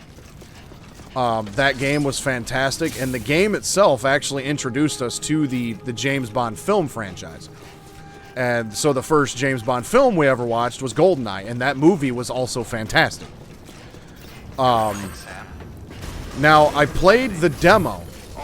GoldenEye was an important part of the gaming industry. That is an astute observation and a fantastic point. Now, back in the day, I had played a demo for GoldenEye Reloaded, which was the remake. Originally, it was a Wii exclusive. And then GoldenEye Reloaded is actually the Xbox 360 PS3 port of this GoldenEye remake. I downloaded the demo for it and didn't even play the demo for 5 minutes. That's how badly I hated it. For anybody that knows the story of GoldenEye, for anybody that knows or has played GoldenEye, you know that you start on the dam, then you go down into the facility, and that's where you meet up with 006, Alec Trevelyan. Right? It's like that in the movie and in the game. In this demo that I played, you start... No, I'm going to play the remake. I'm going to play the GoldenEye 007 remake. And I'm getting ready to explain why. And so when I played the demo several years ago, you start off on the dam level, and 006 is right there next to you, having a conversation with you. And I'm like, y'all fucked up the very beginning of this game. You can't even get the first level right. So, yeah, like, I just wrote it off. I'm like, this is trash. And so this guy that I work with is like, so you never really gave it a chance. I said, no, they can't even get the first level right. Why would I give it a chance? And so I looked this game up and found out he's like, well, you know, other than that, it could be a fantastic game. You don't know. So I'm like, okay, so I look up some details about it. Now, the James Bond, I feel like the James Bond film franchise is responsible for most of this, because it seems like whenever they get a new actor to play James Bond, he is James Bond in everything that comes out in that era, right? So, long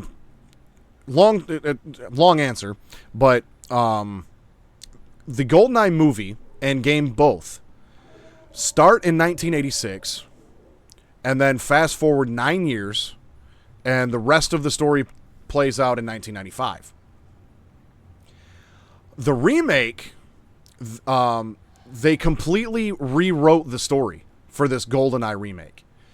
All of the, like, obviously, you know, here we are 15 years later.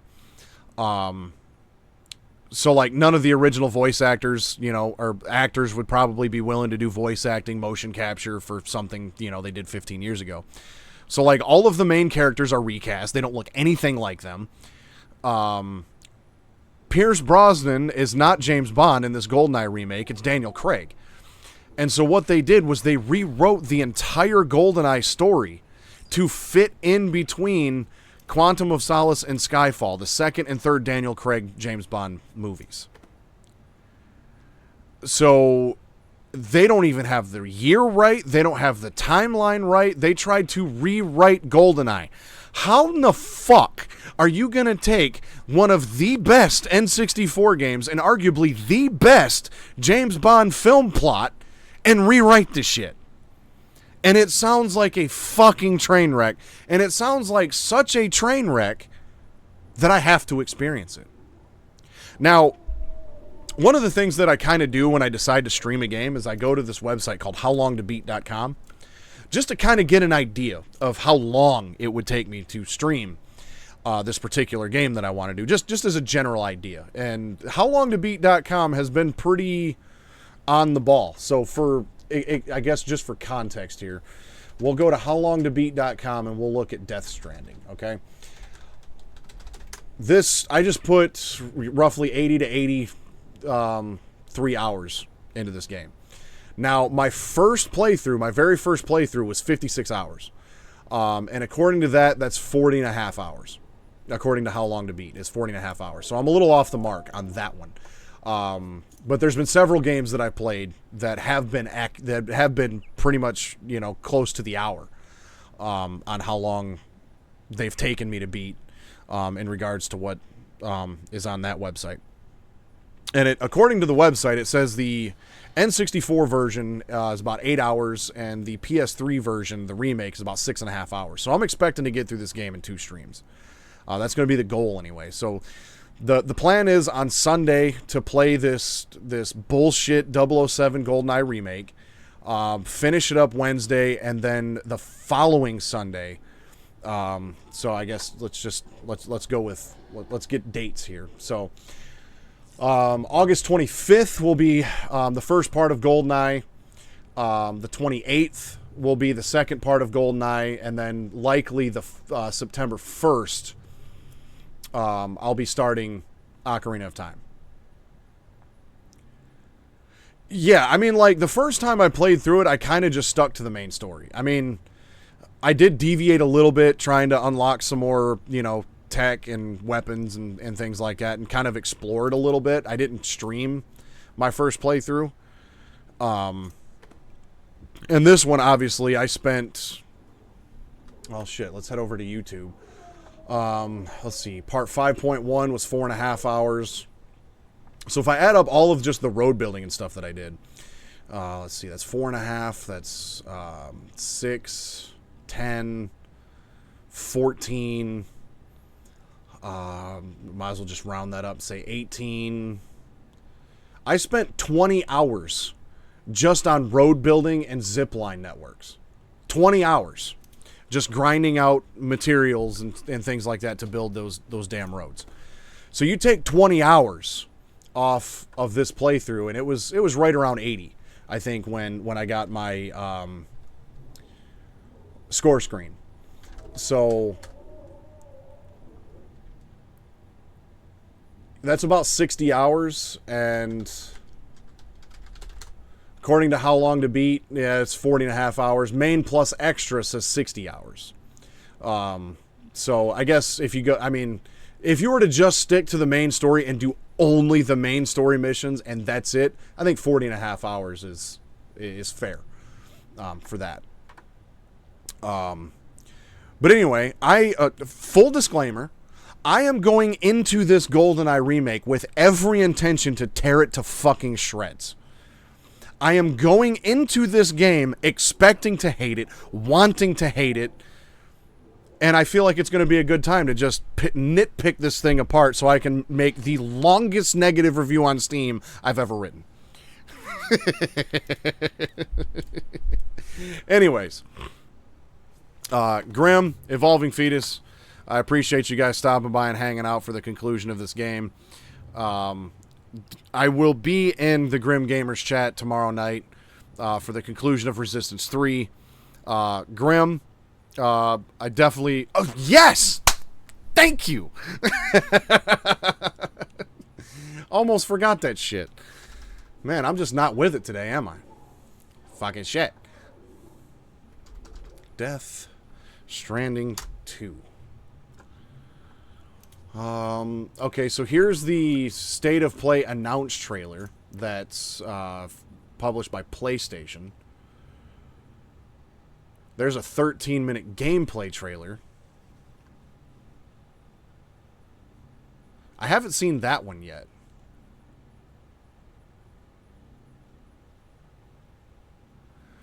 So, okay, we'll watch the announced trailer. We'll do that one first. And then here, and for the sake of not drawing this out any longer, there is a gameplay trailer, it looks like, that's also 13 minutes long.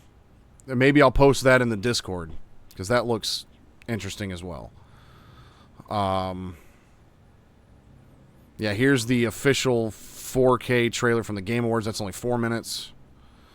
Okay, yeah, we'll watch this announcement trailer. We'll do that, since that was the first one.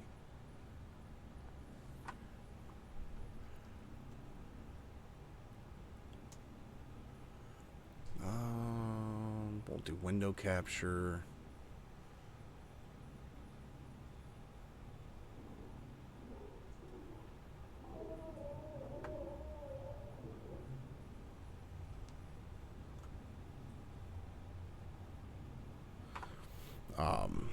Let's see. Let me go ahead and actually save the game and quit that, so we don't have any background noise from that. I should have been way more prepared for this, and I'm not. I will post that in the Discord, and we can continue the conversation there, because this is getting a little drawn out. But we'll check this out. The State of Play announced trailer, which was released 6 months ago. So here we go.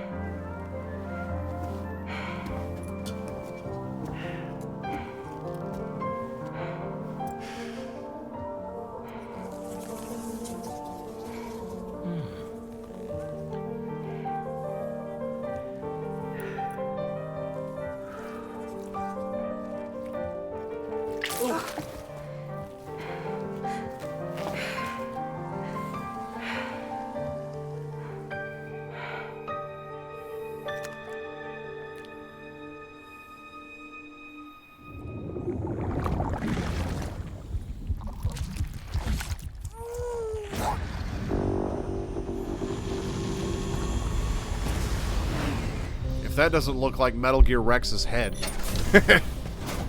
Welcome to Drawbridge, Sam.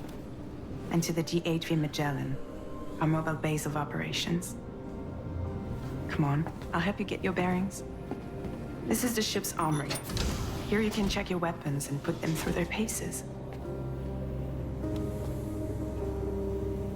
These rooms over here belong to other members of the crew. They're pretty much the same as yours. And the shower's down at the end.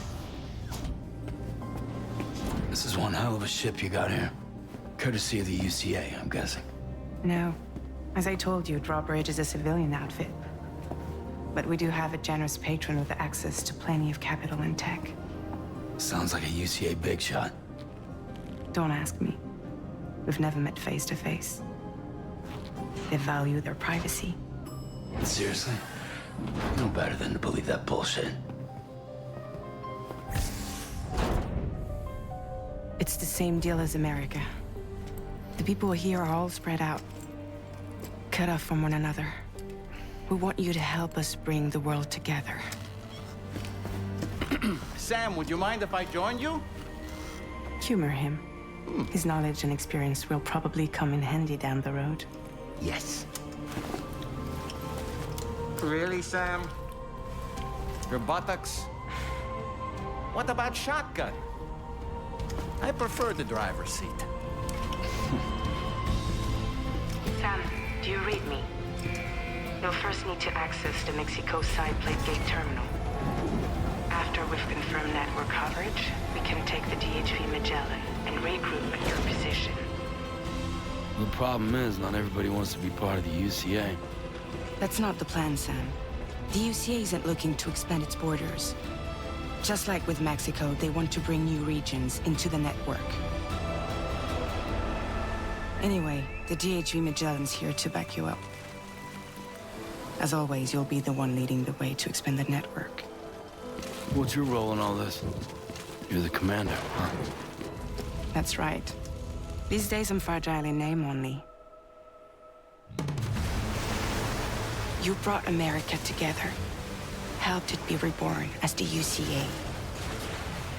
But I'm afraid that Death Stranding is far from over. Humanity is still in danger. Still on the brink of extinction. Don't act like you don't see it. A lot of things changed after you went off on your own. Especially within the UCA. Bridges no longer oversees the distribution network. They withdrew once things were up and running. So your friends and co-workers all went their separate ways. Within network coverage, there's no need to rely on human porters anymore. So after I closed up shop, I went and started a new group. One that handles work in regions outside the UCA. We decided to call ourselves Drawbridge. With the support of the chiral network and APAS, humanity will be free from the need to move around. Bots Sam can offload his backpack. That'll come in handy. He's alive. He called himself a ghost, but... We found a way back from the beach just so he could kill us. He said he came back to get revenge on you and me.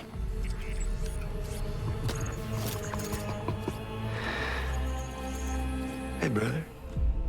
Did you miss me? Yeah, I figured you'd pay this place a visit, seeing as how I've been distributing the fruits of this fine factory all over the continent.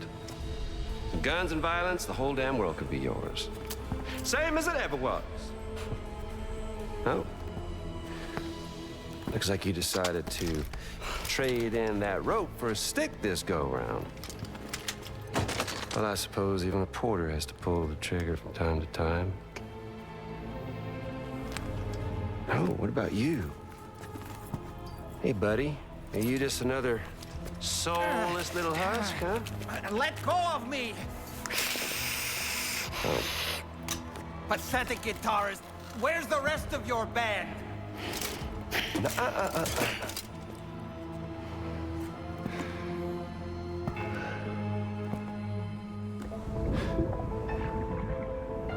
Well, ain't that something? Was it you, Higgs? Huh? Was it you that killed Lou? You still don't know, do you?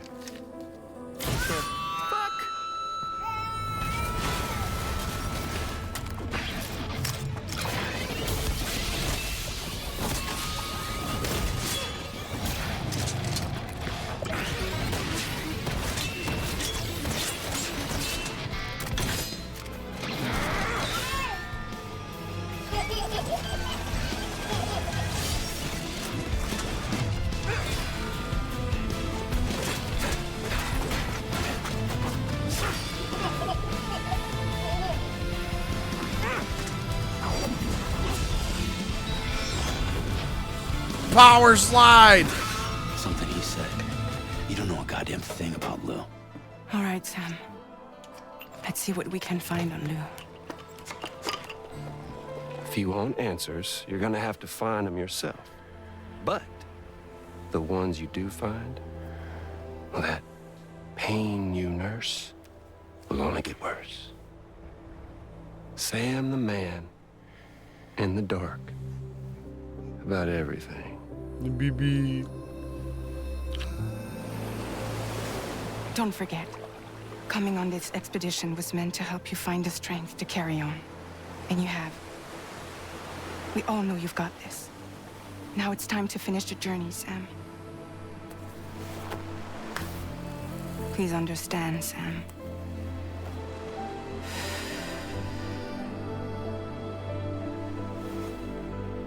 We never meant to string you along. That chrysalis, we found her inside. It was filled with a fluid that contained amino acids. One's identical in structure to the kind found in tar. I'm sorry, there are amino acids in tar? As in proteins? Of course. How else did you think that chiral creatures could emerge from it? Some have even theorized that the tar is a sort of primordial soup. I was there. I saw her home. It was a hellhole. You see, after you left Bridges, I decided to do a little digging. Now, according to them, BB-28 was flagged for disposal and subsequently incinerated 4 years ago, long before you and Lou first met.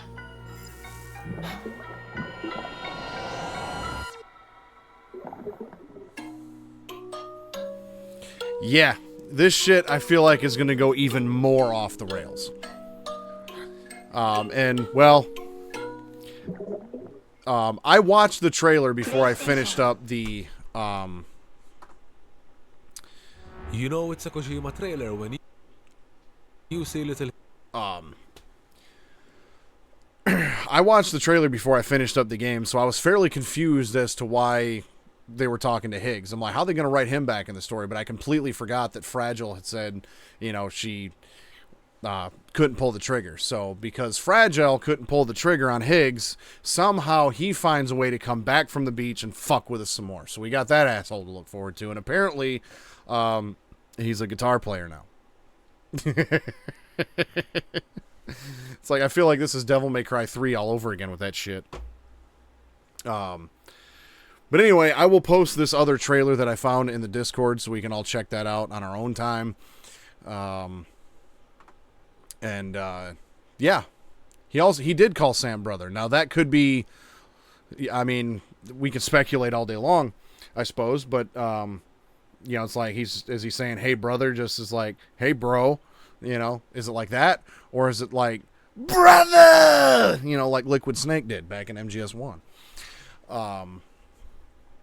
So I mean, because obviously we found out that if they are legit brothers, I don't know how the fuck they're gonna tap dance around that shit, because you know, unless he's Sam's older brother, you know, and Clifford and Lisa had another kid before Sam, but I find that highly unlikely. So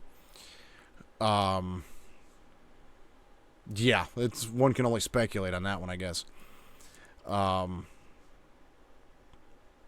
yeah, 2025 is the release date for that. I don't know if we have an exact release date or if it's just the year. But yeah, that comes out next year for the PS5. I likely won't be playing that as soon as it comes out, because I don't have a PS5. But either way, this was an interesting game to go back through again. I enjoyed playing it, as crazy and ridiculous as it was and as it got. I still had a fun time with it. Hope anybody that stopped by and checked this out and hung out with me during this time period enjoyed themselves as well. Evolving Fetus, once again, thanks for hanging out with me. Grim, I appreciate the hell out of you for being there for this whole thing and trying to make sense of all of this.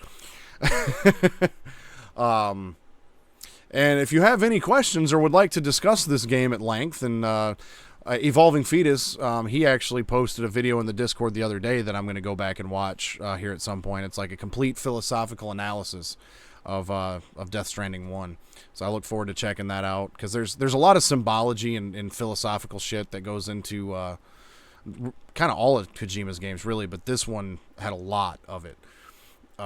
So yeah, I would love to, you know, chat some more about this game and stuff. But let's do that on the Discord, because I've been going for 3.5 hours now, and it's 3 o'clock in the morning. So this went a full hour past what I initially thought it was going to. So on that note, on YouTube, right up there is the subscribe button. Over there will be the full playlist for every Death Stranding stream. All, well, let's see, there's 11 story ones and 6 building shit ones. So we're looking at 17 total streams of Death Stranding, and you can find them all in that box right over there. And until I see you guys again on Sunday for this GoldenEye train wreck, I better see you tomorrow in the Grim Gamers chat.